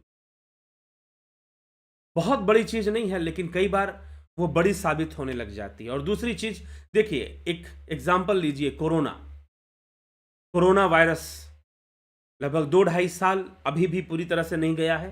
कई-कई जगहों पर कह रहे हैं कि अभी भी कोरोना बढ़ रहा है। तो कोरोना वायरस, वायरस तो था, लेकिन इसको लेकर एक जो डर का माहौल था, उसने भी बहुत बड़ा काम किया। ठीक है? हम नहीं जानते उसके बारे में, कोई दवा नहीं है इसकी। अनाउंसमेंट किया गया, नो मेडिसिन, कोई दवा नहीं है इसकी। लेकिन फिर भी बहुत सारे लोग बचे रहे। कुछ लोगों ने कोई दवा भी नहीं खाई, उनको कोरोना वायरस का इन्फेक्शन भी हुआ और कुछ हुआ भी नहीं। योग करते थे, प्राकृतिक चिकित्सा करते थे। तो आपने अपनी एनर्जी को कितना मजबूत रखा हुआ है? आपकी एनर्जी कितनी मजबूत है? आपकी एनर्जी कितनी स्ट्रांग है? ठीक है? आपकी इम्यूनिटी पावर कितनी स्ट्रांग है? वो वायरस से लड़ने में सहायता करती है। वायरस का इन्फेक्शन भी हो जाए, आपने नेचुरोपैथी को फॉलो किया, डिटॉक्सिफाई किया बॉडी को, डिटॉक्सिफाई किया बॉडी को, तो आपने नेचुरोपैथी को फॉलो किया, डिटॉक्सिफाई कर दिया अपनी बॉडी को, तो बीमारियों को रुकने की जगह नहीं मिलेगी। जीवाणु, विषाणु ये कहाँ से टिकेंगे? बैक्टीरिया, वायरस, इनको टिकने की ज़्यादा जगह नहीं मिलेगी। अगर ये थोड़ा बहुत इन्फेक्शन कर भी देंगे, तो ज़्यादा देर तक आपके पास टिक नहीं पाएंगे। अरे अपना किला किला मजबूत रहेगा तो शत्रु क्या बिगाड़ लेगा? तो ये इम्यूनिटी पावर की बात है कि आप अपनी इम्यूनिटी पावर को मजबूत रखिए। ना कोई जीवाणु कुछ बिगाड़ पाएगा, ना कुछ विषाणु कुछ बिगाड़ पाएगा, ना कोई भूत प्रेत आपका कुछ बिगाड़ पाएगा। ये ध्यान रखिएगा। इम्यूनिटी पावर, और इम्यूनिटी पावर शारीरिक के साथ मानसिक वाला भी मजबूत रखिए। मन वाला इम्यूनिटी पावर भी मजबूत रखिए। जैसे कि व्यायामशाला में हम जाते हैं, शरीर को मजबूत करते हैं, वैसे मन का भी व्यायाम करना चाहिए। और मन का व्यायाम तब होता है जब आप मन को एकाग्र करने की कोशिश करते हो। मन का व्यायाम तब होता है जब आप मन को एकाग्र करने की कोशिश करते हो। जब मन का व्यायाम अच्छे से होगा, एकाग्रता होगी, ध्यान होगा, तो आपकी चेतना का स्तर भी विकसित होगा। और जब आपकी चेतना का स्तर विकसित हो जाएगा, ऑरा का जो डायमीटर है वो डेवलप कर जाएगा। ऑरा का डायमीटर डेवलप करना चाहिए, वो डेवलप कर जाएगा और चेतना का विकास हो जाएगा। तो ऐसी चीज़ें आपकी ऑरा में टच में आते ही आपको पता चल जाएगा कि भाई कोई इन्फेक्शन आ रहा है। ठीक है? चाहे वो भूत प्रेत की बाधा हो, चाहे जो भी हो, आपको तुरंत पता चल जाएगा कि ऐसी चीज़ें हम पर हमारे पास आ रही हैं। उनकी दुनिया में झाँकने की भी शक्ति आ जाती है। थोड़ी-सी साधना करें, उसी से आ जाती है। तो सर्वप्रथम अपनी ऑरा को, अपनी चैतन्य शक्ति को विकसित करने की आवश्यकता है, जो कि ध्यान योग से ही संभव है। ध्यान योग से ही संभव है। और जब आप पहले तो डर खत्म कीजिए, ये भी वही चीज़ें हैं, इनकी भी कुछ आसक्तियाँ हैं, ये आपका कुछ ज़्यादा नहीं बिगाड़ पाएँगी। लेकिन अगर आप असावधान हैं, इग्नोरेंस में हैं, तो जैसे कोरोना वायरस ने कई लोगों की जान ले ली, आप सावधान नहीं हैं। एक परिवार की घटना बताएँ, एक परिवार के साथ वो घटना घटी, जबकि जो घटना है, वो शायद उनके साथ नहीं घटती। कोरोना के टाइम में ऐसी कई घटनाएँ घटी, ऐसी नहीं कि एक परिवार की घटना है, कई परिवारों की घटना है। एक परिवार जो कि पूरी तरह से वो कोरोना को एक षड्यंत्र मानता था। 2020 में उन्होंने कोरोना को षड्यंत्र माना। बहुत संपन्न परिवार, बहुत संपत्ति, बहुत ज़मीन जायदाद, प्रॉपर्टी का बिज़नेस, बहुत पैसे वाले लोग, ऐसा परिवार की मैं एक बात कर रहा हूँ। तो वो 2020 तक उन्होंने ये प्रचार किया कि कोरोना कुछ नहीं है, मोदी अपनी सत्ता को स्थिर करने के लिए ये सारा काम कर रहे हैं, कोरोना का खेल खेल रहे हैं। कुछ इस तरह की बातें वो प्रचार में रखते, और कई चीज़ों का विरोध करना। और जो ठीक है, आपकी राजनीतिक कोई महत्वाकांक्षा होगी, आपका राजनीतिक द्वेष होगा, वो एक अलग बात है। महानुभाव कहते रहे कोई कोरोना नहीं होता, कुछ भी नहीं होता, और ये सब पॉलिटिक्स है, वर्ल्ड पॉलिटिक्स चल रहा है, दुनिया के शक्तिशाली देश कुछ ऐसे ही भ्रम फैला रहे हैं। तो दवाई मास्क का बिजनेस करना है, दवाइयों, हाँ ठीक है, ये बातें गलत नहीं है। मेडिकल बिजनेस होते हैं, बीमारियां फैलाई जाती हैं जानबूझकर, ये घटनाएं घटते हैं, बायोलॉजिकल वॉर भी होता है। ठीक, जहाँ पर आपके कंट्री में वायरस छोड़ा जाए या कुछ छोड़ा जाए, इस तरह की चीज़ें करने की कोशिश की जाती हैं, इसमें कोई संशय नहीं। नहीं तो भाई ये सरकार जो है, इनको कोई हथियार नहीं मिल रहा है, तो अपनी सत्ता को स्थिर करने के लिए जानबूझकर कोरोना का भ्रम फैला रहे हैं। इस तरह की बातें महानुभाव 1.5 साल तक करते रहे। 1.5 साल तक करते रहे। जो अब पैसे वाले आदमी थे, दबंग आदमी थे, धन दौलत की कोई कमी नहीं, ठीक 4 लड़के साथ में घूमने वाले, गनमैन घूमने वाला, बहुत कुछ, मतलब कि अच्छा खासा एक रसूखदार व्यक्ति, अपना ठीक है चलो चल रहे हैं। 2021 में 2021 में 2 बेटे और कोई संतान नहीं, कोई बेटियां नहीं, मात्र 2 बेटे। बड़े बेटे को कोविड हुआ, कोरोना हुआ, 2021 में हुआ, उसको हुआ, उसकी पत्नी को हुआ, घर में फिर माँ को हो गया। जो पिता थे जिनकी मैं बात कर रहा हूँ वो थे नहीं, माँ को भी हो गया, फिर छोटे भाई को भी हो गया। अब एक चीज़ था कि भाई खान पान बहुत बिगड़ा हुआ था, भोगवादी पूर्ण विचारधारा थी बच्चों की। छोटा लड़का जो कि बहुत कम उम्र का था लेकिन नशे का आदी था, ड्रिंक का, शराब पीने का आदत लगी हुई थी। अब ये सब सारी चीज़ें थी पूरे घर में। उन महानुभाव नेताजी को छोड़कर, उस प्रॉपर्टी डीलर को छोड़कर, उसके छोटे छोटे जो बच्चे हैं उनको छोड़कर कोई नहीं बचा। दोनों बेटे, दोनों बहुएं और उनकी अपनी पत्नी। वो छोटे बच्चों पे कोरोना ने असर नहीं किया, उनकी इम्यूनिटी पावर कुछ इस ढंग की होती है। छोटे छोटे बच्चे बेचारे बच गए, उनके 10 साल से कम उम्र के 4 बच्चे बच गए, और भाई साहब खुद बच गए, और कोई बचा नहीं। पूरा घर ही ऐसा हो गया, इतना विशाल बंगला और घर। ऐसी घटनाएं चलिए कई घटी हैं, ऐसी बात नहीं कि एक घटी हैं, लेकिन इसमें भी ज़्यादातर लोग जिन्होंने बहुत लापरवाही के साथ रहे, उनके साथ भी हुआ। तो मजबूत अपनी इम्यूनिटी पावर को हमें रखने की आवश्यकता है। वैसे ही मैं एक उदाहरण दे रहा हूं, इस प्रेत बाधा विषय की भी समस्या है। ये जो समस्या है इसका भी समाधान है। उस समाधान में भी आपको अपनी इम्यूनिटी पावर को स्ट्रांग रखना है। इम्यूनिटी पावर को स्ट्रांग रखना है, बस इतना जान लीजिए। हाँ ठीक है, आप उस दुनिया में झांकना चाहते हैं तो उसके लिए आपको साधना के मार्ग से गुजरना, या तो आपके पास प्राकृतिक क्षमता हो, या तो आपका फोकस थोड़ा सा बढ़ जाए, एक्स्ट्राऑर्डिनरी हो जाए, तो आप उस दुनिया में झांक सकते हैं। तो आपको बहुत सारा बातें समझ में आ जाएगी। और दूसरी भी कई टेक्निक्स होती हैं, लेकिन मैं उन टेक्निक्स को यूज़ करने की सलाह आपको नहीं दे सकता, वो सही नहीं होती हैं। ध्यान योग के माध्यम से बहुत सारा ज्ञान का विकास होता है, चेतना का विकास होता है, और योग बल से जो हो सकता है वो किसी दूसरे बल से नहीं हो सकता। यह भी साथ में समझना है। भयभीत होने की ज़रूरत नहीं है, ऐसी चीज़ों से भागने की ज़रूरत नहीं है, धैर्य रखने की ज़रूरत है। और एक बात समझने की ज़रूरत है कि जो भी प्रेत बाधा या जो भी कुछ ऐसी चीज़ें हैं, और बड़े बड़े शहरों में है, मुंबई में, दिल्ली में फैला हुआ है, ठीक ना, अच्छे अच्छे घरों में, अच्छे अच्छे अपार्टमेंट्स में, बड़े बड़े बिल्डिंगों में ऐसी समस्याएं हैं। हम तो बस फेमस स्टोरीज को जानते हैं, ठीक है।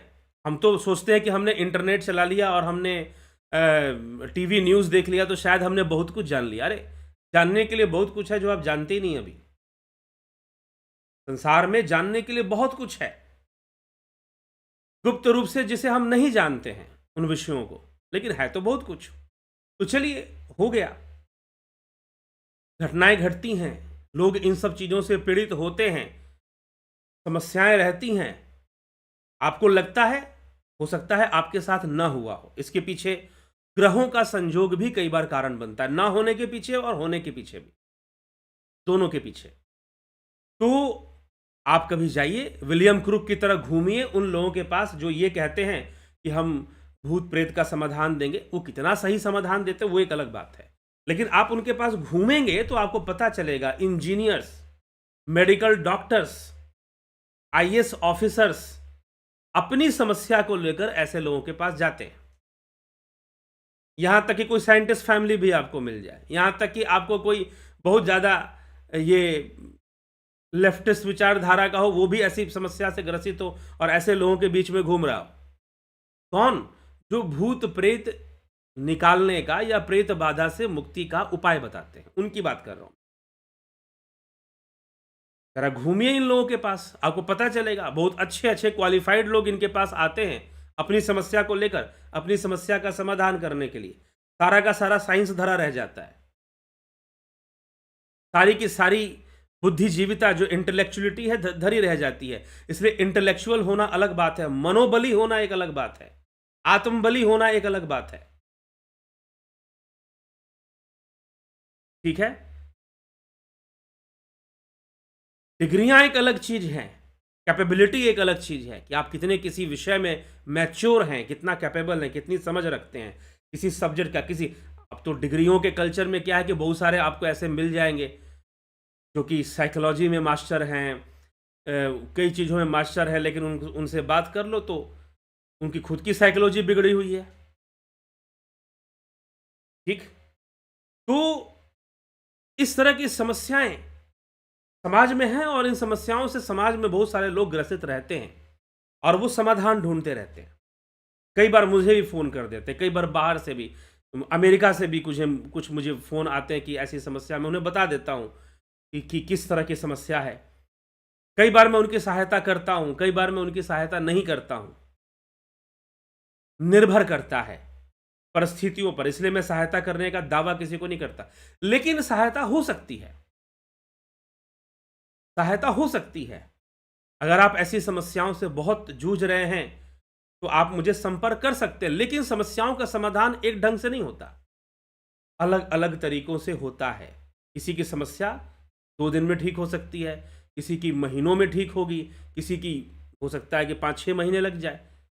लेकिन यदि बताए हुए नियम से अगर वो चले तो ठीक हो ही जाता है, ऐसी बात नहीं कि ठीक नहीं होती। ठीक, तो ये अलग अलग स्थितियां इसमें भी बनती हैं। कई बार लोग मुझे कहते हैं कि आप हमारी डिस्टेंस हीलिंग कर दीजिए, तो मैं किसी की भी डिस्टेंस हीलिंग सीधा नहीं करता, लेकिन फिर भी आप मुझसे डिस्टेंस हीलिंग का लाभ उठा सकते हैं। एक तरीका है, एक टेक्निक है, लेकिन पर्सनली मैं किसी का डिस्टेंस हीलिंग नहीं करता।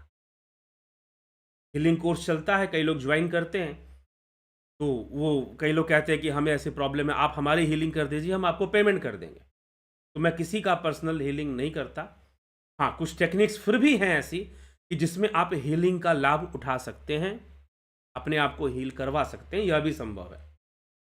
चलिए, तो ये सब बातें समझने की है। अगर आप ऐसी समस्या से ग्रसित होते हैं तो संपर्क जरूर कर सकते हैं। संपर्क करने के बाद जो भी उसका उपचार होगा, उसका एक मिनिमम कुछ ना कुछ थोड़ा शुल्क आपको देना पड़ेगा। उसके बाद उसका हम उपचार, उसका नियम बताएंगे, आपको उसको फॉलो करते रहना पड़ेगा। धीरे धीरे ये चीज़ें कमज़ोर पड़नी पड़ेगी।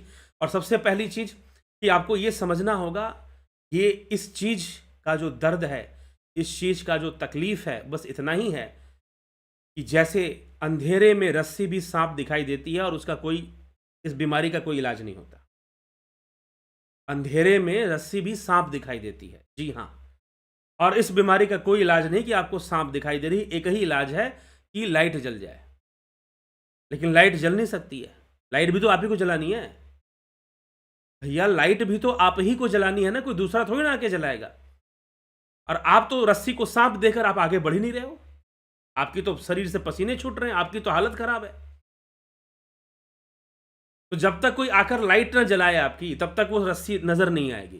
फिर पता चलेगा अरे इतनी छोटी सी चीज थी और इतना बड़ा रूप धारण करके रखी थी। जी हाँ, यही प्रेत बाधा है, यही प्रेत बाधा है। और कोई भी छोटी सी चीज अगर बहुत बड़ा रूप धारण कर ले तो आपकी जान भी ले सकती है, आपकी मृत्यु भी हो सकती है उन सब चक्कर में, ऐसा भी हो सकता है। तो चीजें कई ढंग से काम करती हैं, चीजें कई रूप से काम करती हैं और उनका समाधान भी होता है। प्रेत बाधा का भी समाधान होता है। बीमारी है तो इलाज भी है, लेकिन इलाज भी मरीज की स्थिति कैसी है। अब जो अब मान लीजिए किसी को 20 साल हो गए हैं कि भाई ये सांप है, रस्सी नहीं सांपी है। अब 20 साल से बेचारे के किसी ने लाइट जलाई ही नहीं, ना वो खुद लाइट जला पाया, और 20 साल से उसी साइकोलॉजी में रहा कि ये सांप है। वो रस्सी को सांप ही समझता रहा 20 वर्षों से। अगर वो रस्सी को सांप ही समझता रहा 20 वर्षों से, तो अब उसकी साइकोलॉजी अचानक से बदल तो जाएगी नहीं। अगर हम उसको समझाएं कि डरना बंद करो, तो डरना तो बंद करेगा नहीं, डरना तो बंद करेगा नहीं। कई लोगों से, मैं ऐसे लोगों से भी मिलता रहा, कई बार मैं जेल के कैदियों से भी मिलता रहा, उनकी साइकोलॉजी को ध्यान से समझने का प्रयास किया कि 20 साल जेल में रहने के बाद मस्तिष्क की क्या हालत होती है, मनोविज्ञान कैसे काम करता है उम्र कैद की सजा लेने के बाद। ठीक, तो एक माइंडसेट, आदमी का जो मन है ना, यही उसकी सारी समस्याओं का जड़ है, और इस मन के पास ही सारी समस्याओं का समाधान भी होता है। इस मन के अंदर ही सारी समस्याओं का जड़ है, और इस मन के अंदर ही सारी समस्याओं का समाधान भी होता है। लेकिन यह मन के साथ जो काल का नियम लगा हुआ है, repetition of thoughts makes a thoughts dominant, ये एक लॉ ऑफ माइंड है। अब यही लॉ चलता है क्वांटम फिजिक्स में, फ्रीक्वेंसी, लॉ ऑफ फ्रीक्वेंसी चलता है कि नहीं चलता है। इसलिए सिद्धियों का विज्ञान और क्वांटम फिजिक्स मिलता है, मैच करता है। क्वांटम फिजिक्स में किसी भी पार्टिकल की वेवलेंथ, फ्रीक्वेंसी क्या है, इस बात की बहुत महत्व होता है। जिसकी फ्रीक्वेंसी जितना हाई होगी, उसका पेनिट्रेशन पावर उतना ज्यादा होगा। This is the quantum physics. यही फेनोमेनन आपके माइंड के ऊपर काम करता है, माइंड के ऊपर काम करता है। जिस थॉट की रिपीटिशन जितनी ज्यादा होगी, जितनी ज्यादा होगी, जितनी ज्यादा होगी, और जितने लंबे टाइम तक चलेगी, उसका आपकी सबकॉन्शियस पर उतना ज्यादा कंट्रोल होगा। उस आइडिया का, उस थॉट का उतना ही ज्यादा कंट्रोल आपके सबकॉन्शियस माइंड पर रहेगा। तो जो व्यक्ति 20 साल से यही समझ रहा है कि ये रस्सी सांप है, सांप है, सांप है, सांप है, तो उसके दिमाग से सांप का कॉन्सेप्ट खत्म करना इतना आसान नहीं होता, इतना आसान फिर नहीं हो रह जाता। उसके लिए वो व्यक्ति हील हो जाए या नेगेटिविटी से फ्री हो जाए, थोड़ा सा उसको टाइम तो लगेगा बेचारे को। 20 साल तक उसी में रहा है तो 20 महीने तो लग सकते हैं उसको ठीक होने में। अगर रेगुलर एक प्रैक्टिस में रहे, एक टच में रहे, तो पूरी तरह से हील हो जाएगा, ठीक हो जाएगा। ठीक है, नहीं तो आधा अधूरा भी कुछ लोग ठीक होते हैं जल्दबाजी के चक्कर में। कई बार लोग अपना इन चीज़ों को समझते नहीं और घूमते रहते हैं ओझा के पास, बाबा के पास, भगत के पास, और कई बार समस्याएं घटने के बजाय और कई गुना बढ़ जाती हैं। ऐसा भी हो जाता है। ठीक है, कहीं कहीं ठीक भी हो जाता है, ऐसी बात नहीं है, ठीक भी हो जाता है। लेकिन समस्या ये है कि ठीक क्यों हुआ और समस्या आई क्यों थी, ये आपको नहीं पता। आप उसको जानो, हमारा काम है आपकी ज्ञान की वृद्धि करना। ठीक है, ज्ञान की वृद्धि करना। आप इस विषय को समझ लो, जान लो कि ये विषय क्या है, क्यों बाबा जी ने ठीक कर दिया और कौन किसी का ठीक नहीं हुआ, क्या उन्होंने टेक्निक अपनाई, कितनी अपनाई, वो खुद किस समझ के साथ हैं, और क्या चीज़ों को वो जानते हैं। तो बहुत सारी बातें हैं। कुछ लोग इन्हीं सब चीज़ों में, निषिद्ध विद्या में लग जाते हैं और इन्हीं सब चीज़ों को सिद्धि समझ लेते हैं। तो चीज़ें हैं समझने की, जानने की। हम जितना समझेंगे, जानेंगे, जितना इन सब, ये विषय भी अनुसंधान का विषय है। एक वैज्ञानिक दृष्टिकोण रखकर इन विषयों को भी जानने की कोशिश करनी चाहिए। वैज्ञानिक दृष्टिकोण, जैसे सर विलियम क्रूक, जैसे स्वामी विवेकानंद, स्वामी अभेदानंद, एक वैज्ञानिक दृष्टिकोण से इन सब बातों को समझने का उन्होंने कोशिश की और एक कंक्लूजन पे वो पहुंच पाए। ये करनी चाहिए। मैं भी समझने में लगा हूं कुछ चीज़ों। कई लोग मुझे कहते हैं कि भाई गुरुजी यहाँ कहते, अरे मैं अपने लिए तो मैं एक अभी स्टूडेंट हूं, मैं कोई गुरु नहीं हूं। मैं खुद कई रिसर्च कर रहा हूं, मैं खुद कई अनुसंधान कर रहा हूं। मात्र ये नहीं कि शास्त्र पढ़ रहा हूं और ये पढ़कर मुझे नहीं। कई लोग कहते हैं आपको संस्कृत अच्छी आती, मुझे कोई संस्कृत अच्छी नहीं आती। 10वीं क्लास से पहले स्कूल में जितनी पढ़ाई जाती थी उतनी ही मैंने पढ़ी है। हाँ, शास्त्रों को पढ़ते-पढ़ते, संस्कृत के श्लोकों को पढ़ते-पढ़ते प्रैक्टिस होती गई और कुछ चीज़ों को मैं अच्छे से पढ़ लेता हूँ। और फिर शब्दों पे अनुसंधान करते-करते कि एटाइमोलॉजी पर रिसर्च, शब्दों पर कि भाई ये जो शब्द है इसका वास्तविक अर्थ क्या होता है? टीकाकार महोदय जो लिख रहे हैं वही अर्थ है या कुछ और भी अर्थ है? क्योंकि टीकाकारों ने अपनी बायसनेस के अकॉर्डिंग लिखी हैं। बायस्ड होकर चीज़ों को लिख दी हैं कई बातें। ठीक है? तो बायसनेस के अकॉर्डिंग लिखी हैं तो सही चीज़ तो आएगी नहीं।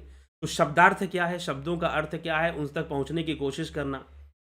तो उस चक्कर में करते-करते संस्कृत की कई चीज़ें मैं जान गया हूँ, लेकिन विशेष एफर्ट से मैंने कोई संस्कृत सीखी हो या हो ऐसी कोई बात नहीं है। मैं आपको ये बता रहा हूँ।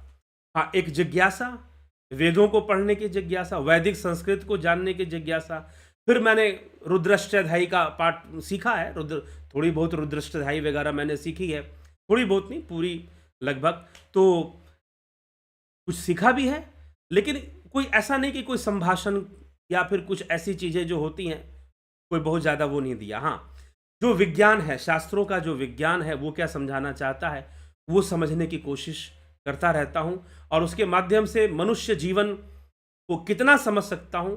बहुत सारी चीज़ें हैं जो समझ में आती हैं और बहुत सारी ऐसी और भी चीज़ें हैं जिनको समझना बाकी है।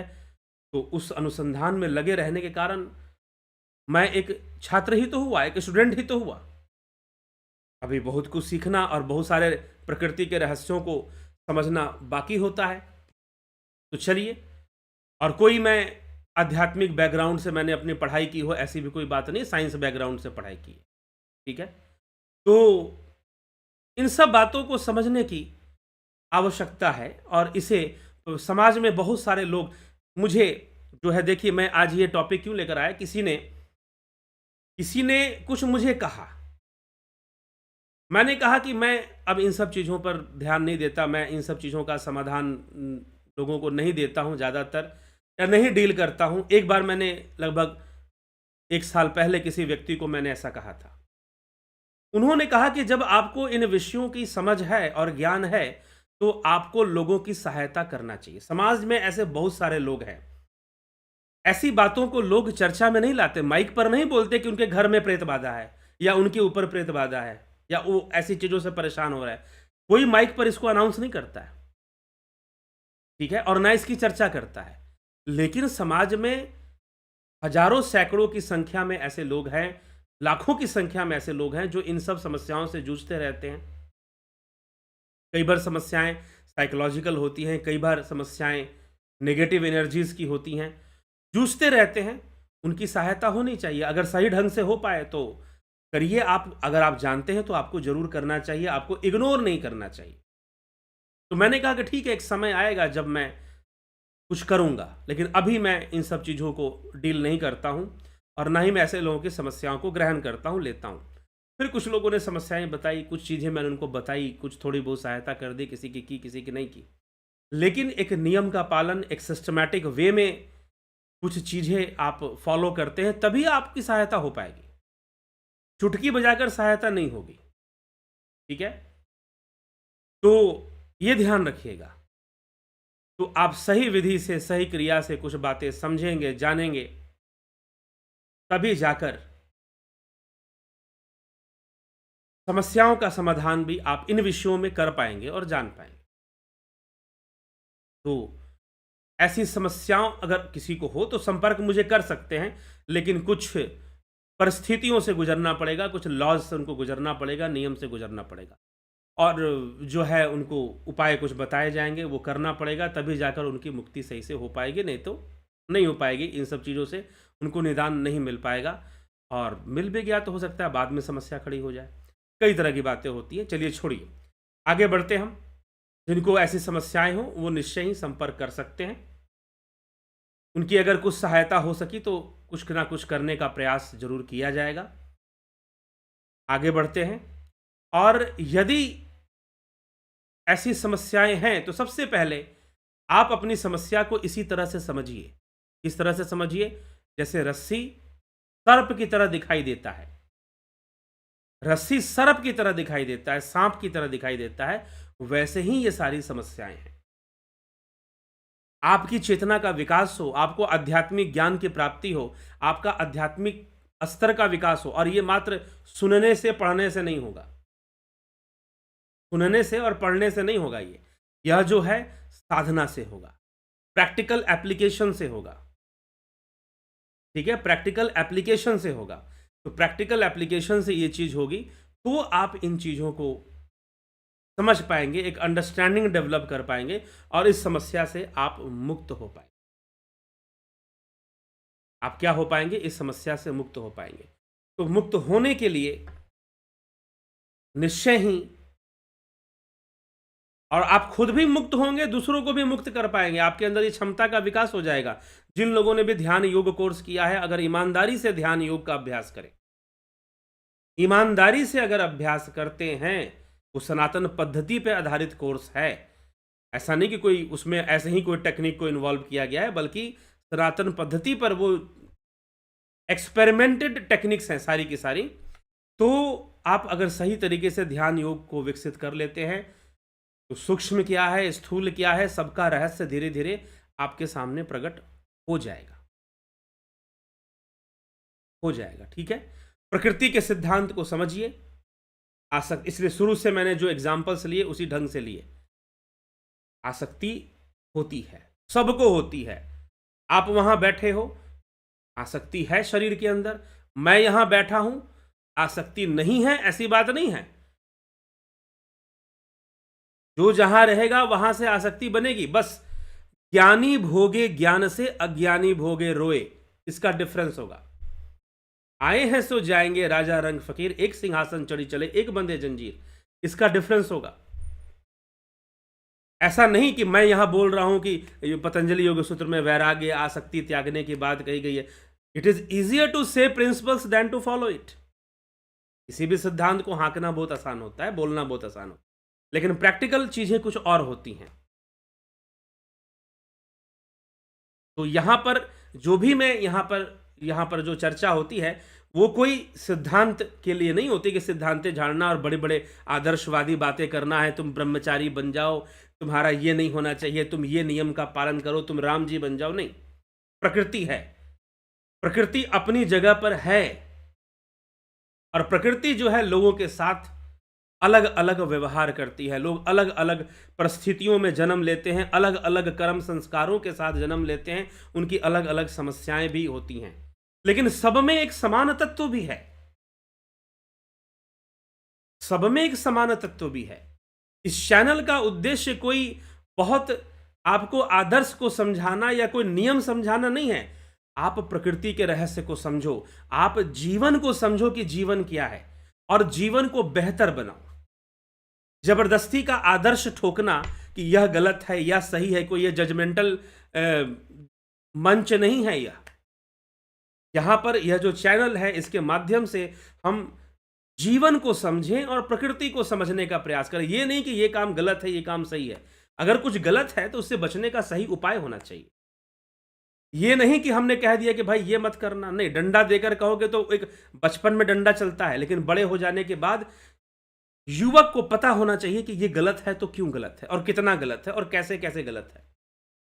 उसको ज्ञान का विकास होना चाहिए। यही बात मैं हर विषय पर कहता हूं, चाहे वो नशे के आदी हो रहे हुए युवक हों, या फिर जो आजकल गर्लफ्रेंड बॉयफ्रेंड बनाने का जो चक्कर है, उसके प्रति जो युवक को ज्ञान नहीं है, युवाओं को कोई एजुकेशन नहीं है यौन शिक्षा के अंतर्गत। सही एजुकेशन, अभी सही एजुकेशन की अभी भी कमी है जो यौन शिक्षा पे चलते हैं।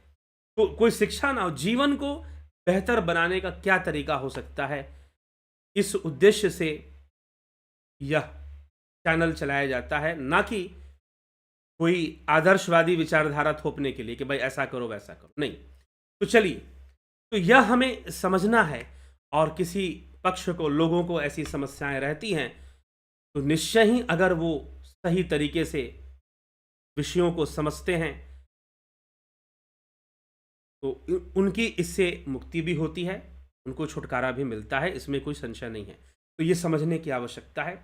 अपनी समझ को विकसित कीजिए, प्रकृति को गहराई से समझने की कोशिश कीजिए, और ध्यान योग, योग मार्ग आपकी सहायता करता है। जो भी उपाय है, जो भी बातें हैं, वह प्रकृति के अनुसार ही आपको बताई जाएंगी। यह समझने की किसी ने यह भी मुझसे आग्रह की कि आप इस विषय पर भी, ये जो प्रेतात्मावाद है, इस पर भी कोई कोर्स ले आइए जिससे कि लोग खुद की सहायता कर सकते हैं। कोर्स का बड़ा फायदा होता है कि लोग खुद ही अपने आप को ट्रेन करते हैं किसी चीज में, ये होता है। लेकिन कुछ चीजें ऐसी होती हैं कि जो शायद कोर्स से संभव नहीं होती है, क्योंकि वो उस स्तर को समझने में काफी लंबे समय की साधना लग जाती है। कई बार ऐसा होता है, कुछ लोग जो कि बाय बर्थ ऐसी कैपेबिलिटी लेकर आते हैं कि वो दूसरी दुनिया में झांक सकते हैं। हर व्यक्ति नहीं होता, कुछ अपनी साधना से अपनी ऐसी क्षमता को विकसित कर सकते हैं। तो ये चीजें होती हैं, लेकिन समस्याएं हैं। मैं भी एक समय पर ऐसे ऐसे लोगों के पास जाता था जो भूत प्रेत निकाल देते हैं, भगा देते हैं, और वहां मैंने जाकर देखा कि बहुत हाई प्रोफाइल लोग उन लोगों के पास जाते हैं अपनी समस्याओं को लेकर। ठीक है, बहुत पढ़े लिखे इंटेलेक्चुअल लोग, ठीक, जो कि आर्मी के बहुत बड़े ऑफिसर हो, हमेशा अंग्रेजी किटकिटाते हों, या बहुत बड़े आईएएस अधिकारी हों, ऐसे ऐसे लोग अपनी अपनी ऐसी ऐसी समस्याओं को लेकर कई बार ऐसे ऐसे लोगों के पास घूमते दिखाई देते हैं, मिलते दिखाई देते हैं। इसका मतलब यह है कि हम चाहे कितना भी पर्दा डालें इस बात पर, प्रेत बाधा रूपी समस्या समाज में व्यापक रूप से है। और एक गणना यह भी कहती है, अब कोई मीडिया वाला तो इसको कोई एक्सप्लोर करता नहीं है, या कोई रिसर्च करता नहीं, कोई सर्वे करता नहीं है, लेकिन जो इस विषय से जुड़े हुए लोग हैं वो सर्वे करते हैं। उनके अनुसार उनकी बात मानी जाए तो एक बहुत बड़े प्रेतात्मावादी हैं, उनका मानना यह है कि जो प्रेत विषय है गांवों में कम हो रही है, शहरों में बढ़ रही है। प्रेत बाधा की जो प्रॉब्लम्स हैं वो विलेजेस में कम हो रही हैं। वो बोल रहे हैं कि मैंने जितने भी ऐसे लोग हैं मेरे टच में, वो कहते हैं कि हमारे पास शहरों से ही लोग आते हैं, गांवों से लोग नहीं आते। उनका सर्वे ये कहता है कि शहरों में ये समस्याएं बढ़ रही हैं। पहले कहते थे कि नहीं, अरे गांव वालों को होता है, शहर में नहीं होता है, क्योंकि शहर वाले पढ़ लिख जाते हैं। तो उन्होंने कहा कि नहीं, ज़्यादातर जो समस्याएं हैं वो शहरों से आ रही हैं, गांवों से नहीं आ रही हैं। गांवों से कम हो गई हैं आना अब प्रॉब्लम्स। तो यह भी है। तो चलिए, इस तरह की चीज़ें भी हैं। ठीक है, एक समस्या है जो समाज के अंदर व्याप्त है, उसका इलाज होना चाहिए, उसका समाधान होना चाहिए, और उसका किया जाएगा समाधान। कैसे होगा यह तो जो जिज्ञासु हैं वो जानेंगे, तभी इसके बारे में जान पाएंगे। ये एक अलग विषय है। तो चलिए, हाँ, बस इतना मैं आखिर में कहूँगा। अगर आपको ऐसी समस्या है, संपर्क करना चाहते हैं, अपनी समस्या को बताना चाहते हैं और कोई सहायता चाहते हैं तो कर सकते हैं, लेकिन सशुल्क होगा। प्रथम शुल्क तो आपको लगेगा ही, उसके बाद समस्या देखकर ही कोई बात बताई जाएगी। ठीक है, तो चलिए आगे बढ़ते हैं और आगे बढ़कर विराम देंगे इस विषय को। नवजोत नाथ जी, सविता नायक जी, अमन कक्कर जी, बहुत अभिनंदन है। Anil Kumar ji, Arjan Bhai Chauhan, just programming, MKPD, Sunita Sawant, MKPD, Govind Prasad ji, Jagat Narayan जी, राम लखन जी, बबीता धीमान जी, राजू पाल, उषा श्रीवास्तव, बिमला शाह, राजेंद्र चौहान, शेखर मराठा, विनोद कुमार सूद, रतन सिंह, रूपलाल विश्वकर्मा जी, राम निवास मीना, श्वेता कुमारी जी, AK त्यागी, कन्हई कुमार, श्वेता राय सिन्हा, राम गोपाल जांगीर, शेखर मराठा, शेखर शर्मा। प्रश्न आपके नहीं ले रहे हैं, ठीक, बहुत लेट हो रहे हो लाइव आने में गुरुजी। हाँ, कभी कभी लेट हो जाता है। आज नहीं, आज तो 9:15 का ही टाइम दिया गया था। आप टाइम देख लिया करो, 9:15 का ही टाइम दिया गया था और 9:20 में शुरू हो गया है। ठीक, तो 5 मिनट से हुआ है 9:15 का। आप टाइम चेक किया करो, हमेशा 9 बजे का टाइम नहीं होता, कभी कभी 9:15 का हम टाइम दे देते हैं। हमें कुछ ऐसा पता चल जाता है कि 9 बजे नहीं कर पाएंगे, तो 9:15 का टाइम दिया जाता है।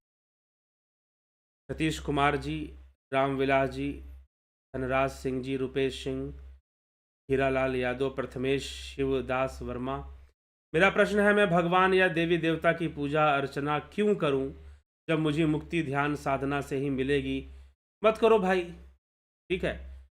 देवी देवताओं की जो पूजा होती है कुछ दूसरे संदर्भ में होती है, मुक्ति तो आपको ध्यान साधना से मिलेगी। बिल्कुल, आपका प्रश्न गलत नहीं है। हाँ, देवी देवताओं की पूजा और उनके यज्ञ हवन का जो प्रयोजन है वो संसार है, वो संसार के लिए है। किस तरह से संसार के लिए है, ठीक है, एक व्याख्यान में आपके विषय को हम चर्चा में ले लेंगे। एक व्याख्यान में आपके इस विषय को चर्चा में ले लेंगे। शेखर मराठा जी, तो जीव रामायण काल से आज भी जीवित हैं। जो चिरंजीवी, चिरंजीवी एक अलग शब्द है। चिरंजीवी का मतलब जो बहुत लंबी आयु जीने वाला है, ऐसा नहीं कि वो शरीर नहीं त्यागता है, ठीक है। चिरंजीवी का अर्थ होता है, 5 लोगों को चिरंजीवी बताया गया है। महाभारत में एक श्लोक है जिसमें कि 5 लोगों को चिरंजीवी, चिरंजीवी का मतलब ये नहीं कि वो हमेशा ही जीवित रहेंगे, यह तो श्राप हो जाएगा। सच मानिए तो यह तो श्राप हो जाएगा अगर कोई हमेशा ही जीवित रहे, ठीक है। अगर कोई हमेशा ही जीवित रहे, यह तो श्राप हो जाएगा। तो चिरंजीवी जो है, इस शब्द का लोग गलत अर्थ निकालते हैं। कभी इस विषय पर चिरंजीवी कौन है, हमें इस चीज को कैसे समझना चाहिए, हम जरूर इसकी चर्चा करेंगे। और ये चीजें कैसे काम करती हैं, हम उसको भी चर्चा करेंगे जरूर। चिरंजीवी, अच्छा विषय आपने प्रश्न पूछा है कि कई लोग जो है रामायण काल से आज भी जीवित हैं, उनको चिरंजीवी कहते हैं। जी नहीं, चिरंजीवी का अर्थ है लंबी आयु वाला। हो सकता है कि 200-300 वर्ष, हो सकता है 1000 वर्ष जीवित रह जाए, लेकिन शरीर तो त्यागना है। दूसरी भी कुछ बातें हैं इस संदर्भ में, चिरंजीवी के संदर्भ में और बातें, लंबी चर्चा हो जाएगी। कोशिश करते हैं 1-2 दिन में इस विषय को लिया जाएगा, ठीक है। प्रश्न अच्छा है। शेखर मराठा जी, कमलेश खैरनर, रंजीत कुमार, बाबा कुमार, अनिमेश महतो, नरसाराम प्रजापत, मंजू दहल जी, 24 घंटे ध्यान घटने का अर्थ क्या है, कृपया समझाएं। बताएंगे, इस बारे में भी चर्चा किया जाएगा। अच्छे विषय लिए प्रश्न कर रहे हैं आप लोग। कभी कभी लोग बहुत अच्छा अच्छा प्रश्न करते हैं, और कभी कभी लगता है कि जबरदस्ती के प्रश्न को खींच रहे हैं। प्रश्न करना ही उनका उद्देश्य है।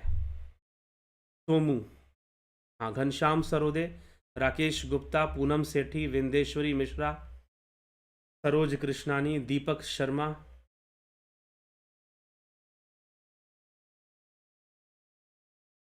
क्या आत्मा में सहित सहित रहकर समाज में सबको परमात्मा का स्वरूप मानकर वह व्यवहार किया जा सकता है? व्यवहार किया जा सकता है, कर सकते हैं व्यवहार, लेकिन परमात्मा है क्या? निष्क्रिय रूप में है।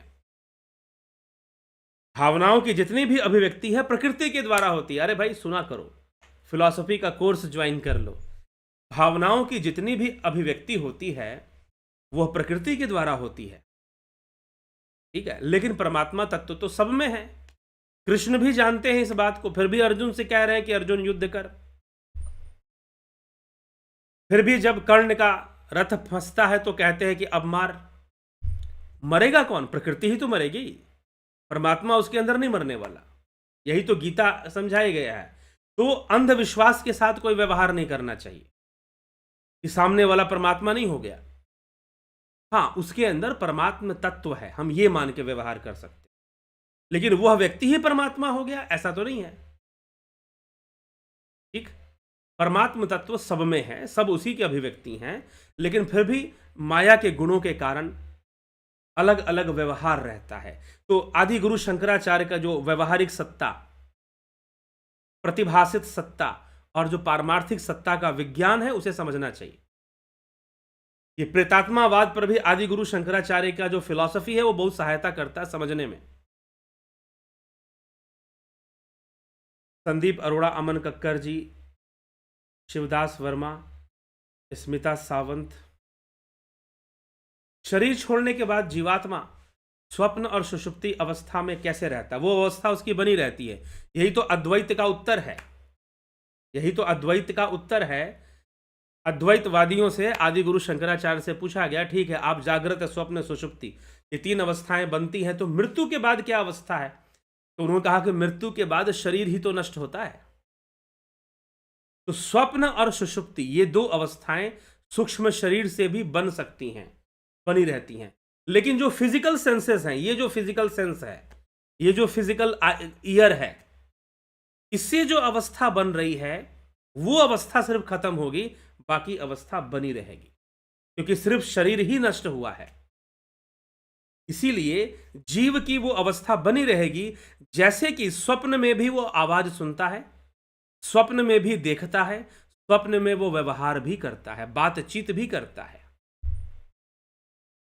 स्वप्न के अंदर आदमी लोगों से मिलता जुलता है, बातचीत करता है, आवाजें भी सुनता है, कई बार खाना खा रहा होता है, स्वादिष्ट भोजन कर रहा होता है, करता है ना। लेकिन वहां पर तो कोई नहीं होता, फिर भी करता है,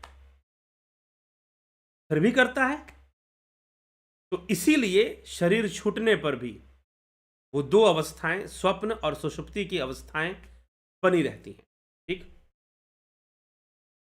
विनोद कुमार शर्मा, राकेश चंद्र शर्मा, भूत प्रेत और सूक्ष्म शरीर के आधार पर प्रेत योनि चलती है, स्थूल शरीर के आधार पर नहीं चलती है। प्रेत योनि जो है, कुछ योनियां हैं जो स्थूल शरीर के आधार पर चलती हैं, और कुछ योनियां हैं जो सूक्ष्म शरीर के आधार पर चलती हैं, उनको हम प्रेत योनि कहते हैं। बस यही डिफरेंस है। मतलब वहां पर जो जीव है वो स्थूल शरीर को बिना धारण किए वह कार्यरत होता है। तो वो स्थूल वाली आसक्तियां हैं, धारण तो किया नहीं है, अब वो जो है उसके लिए नरक के समान हो जाता है। वही नरक है, वही नरक है कि आसक्ति स्थूल शरीर वाली है और रहता सूक्ष्म शरीर में है, और वही लोग भटकते हैं, उन्हीं को कह देते हो आप भूत प्रेत। ठीक। तो ये सूक्ष्म शरीर है, प्राणिक बॉडी एक अलग चीज है, सूक्ष्म शरीर एक अलग चीज है, ये ध्यान रखिएगा। राहुल तिवारी, वो तो प्राणमय कोश है।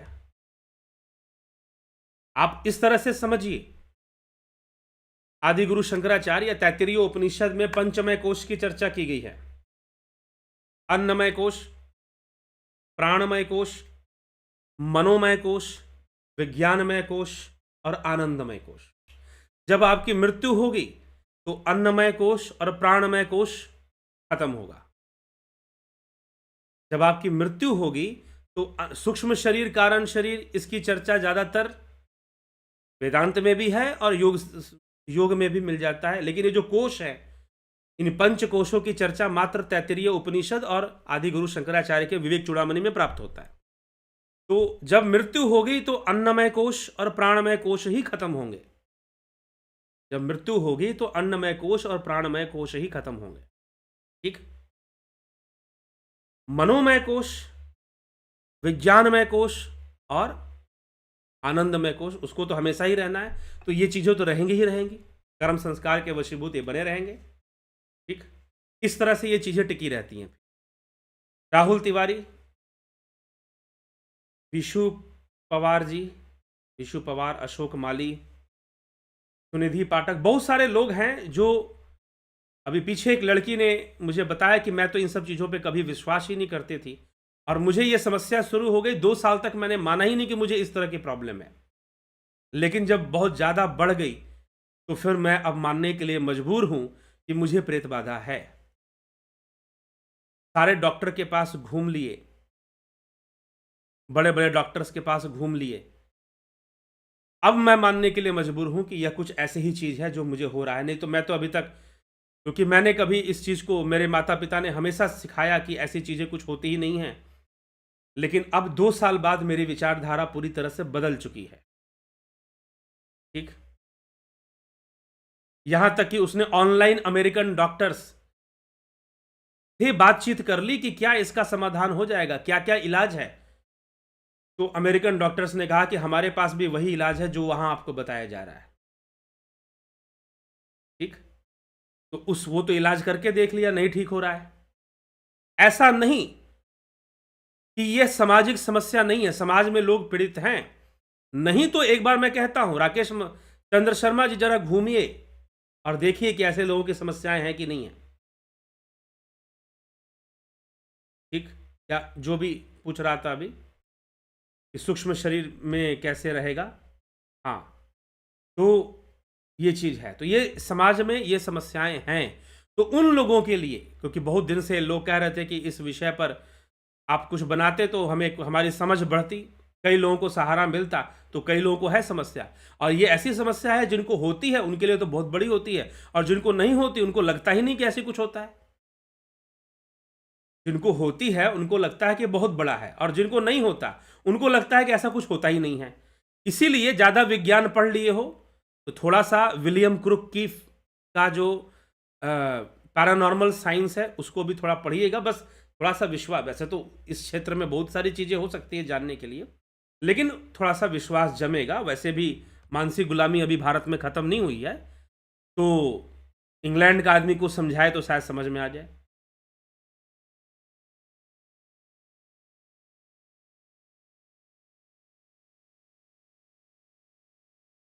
कि कैसे पता करते हैं कि प्रेत बाधा है? पहले तो आदमी को खुद लगे कि है, नहीं तो पहले अगर नहीं लग रहा है तो डॉक्टरों के पास ही घूमकर अपना पहले संतुष्टि करें। विचारों के माध्यम से होता है, विचार इसका हथियार है।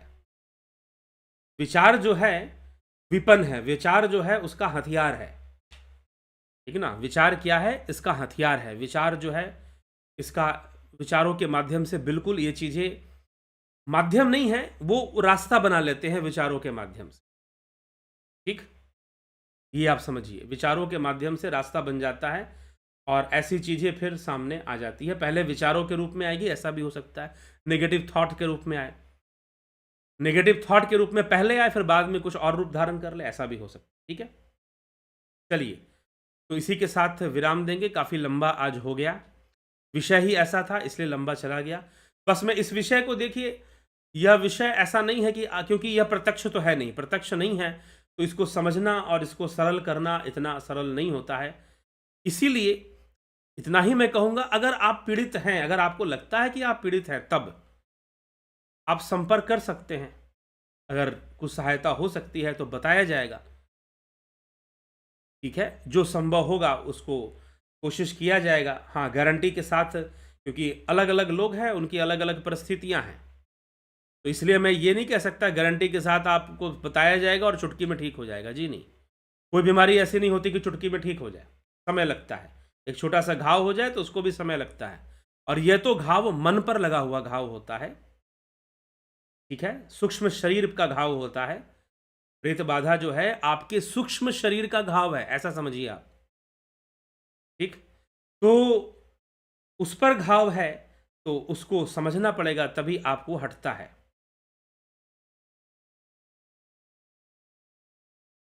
इसका कोई संकेत, संकेत बहुत सारे होते हैं, संकेत जो है बहुत सारे होते हैं, एक नहीं अनेक संकेत होते हैं। अगर संकेतों से संकेत मिल रहे हैं तो समझिए, या जीवन में कोई परेशानी आ रहा है तो संपर्क कीजिए कि भाई मुझे ऐसी परेशानी आती है, आप बता सकते हैं, तो हम कहेंगे कि हाँ भाई ऐसी कोई चीज़ है कि नहीं है, तब वो एक अलग बात होगी। और ज़्यादातर हम उन्हीं लोगों की समस्याओं को लेते हैं जो पूरा कन्फर्म होते हैं कि हमको समस्या है। क्यों? क्योंकि जो कन्फर्म नहीं होते हैं वो कोई बात नहीं मानते हैं। एक व्यक्ति ऐसा ही, उसको प्रेत बाधा की समस्या थी, उसको कन्फ्यूजन था कि मुझे प्रेत बाधा है कि नहीं। उसे किसी ने कह दिया कि तेरे को ऐसी ऐसी घटनाएं घट रही हैं, समस्या है, लेकिन वो पूरा विश्वास नहीं कर रहा है कि समस्या है। अब जब वो विश्वास नहीं करता है तो उसको कोई भी बात बताओ तो मानने के लिए तैयार नहीं होता। फिर कोई बात बताओ, कोई उपाय बताओ तो उसे कॉन्शियसली करेगा नहीं, उसको सही से समझेगा नहीं, क्योंकि शुरू से बचपन से एक कोडिंग की गई है आपके दिमाग में। लगभग इस 50 सालों में जो बच्चे जन्म लिए हैं उनके दिमाग में कोडिंग की गई है बचपन से ही कि नहीं ऐसी कोई चीज़ें नहीं होती। हाँ ठीक है, बचपन में तो करनी ही चाहिए, बच्चों को तो दूरी रखना चाहिए ऐसी विचारधारा से, लेकिन जब ये कोडिंग, हाँ ये तो अंधविश्वास होता है, लेकिन अंधविश्वास का आधार क्या? अंधविश्वास का आधार यही है कि विदाउट रिसर्च आप किसी बात के को डिक्लेयर करते हो। आप कोई स्टेटमेंट बिना किसी अनुसंधान के, बिना किसी अध्ययन के अगर देते हो तो फिर क्या है, वह जो है वैसे ही माना जाएगा। इसीलिए आप उसको उस ढंग से जब मानते हो तो फिर गलत हो जाती है वो चीज़, बस इतनी सी बात है, वो अंधविश्वास की श्रेणी में आ जाएगी।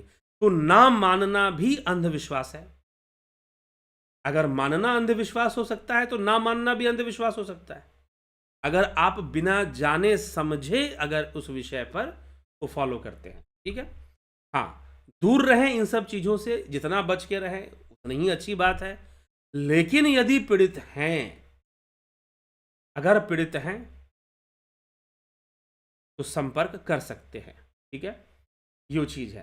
तो पहले खुद कन्फर्म कर ले कि पीड़ित है कि नहीं है, ये भी जान ले तो ज़्यादा अच्छा रहेगा।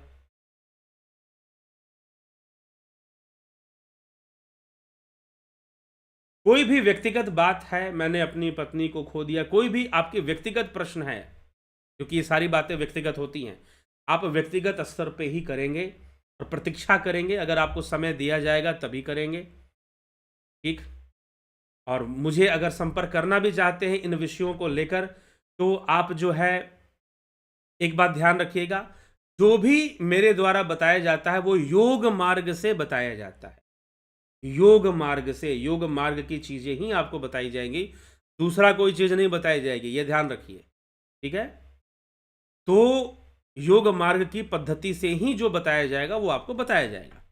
दूसरी बात कि अभी आप लगभग 2 हफ्ते इस महीने के बाद, दिसंबर महीना जब शुरू होगा, तभी किसी को मैं कोई उपाय या कुछ बताऊँगा, या आप संपर्क कर कुछ बताना चाहते हैं तो उसके बाद ही बताएँ। कम से कम 1 हफ्ते बाद मुझे संपर्क करें, तो ज़्यादा सही रहेगा। जो लोग इन विषयों पर संपर्क करना चाहते हैं, उनके लिए मैं कह रहा हूँ। ठीक? तो चलिए ठीक है, और कोई भी व्यक्तिगत विषय है संजय तिवारी जी, या कोई भी किसी की भी, तो आप व्यक्तिगत रूप से प्रश्न पूछेंगे। लेकिन अभी व्यस्तता के कारण मैं संपर्क लोगों से नहीं करता हूँ, फ़ोन पर भी कई लोगों को रिप्लाई नहीं देता हूँ, और ना ज़्यादातर लोगों की समस्याओं को देखता हूँ, व्यस्तता होने के कारण। लेकिन ज़रूर समय दिया जाएगा और सुना जाएगा, आपकी समस्याएँ भी सुनी जाएँगी। ठीक है, तो चलते हैं, विराम देते हैं, फिर मिलते हैं कल 9 पीएम पर लाइव चर्चा में। बहुत-बहुत आभार आप सभी का।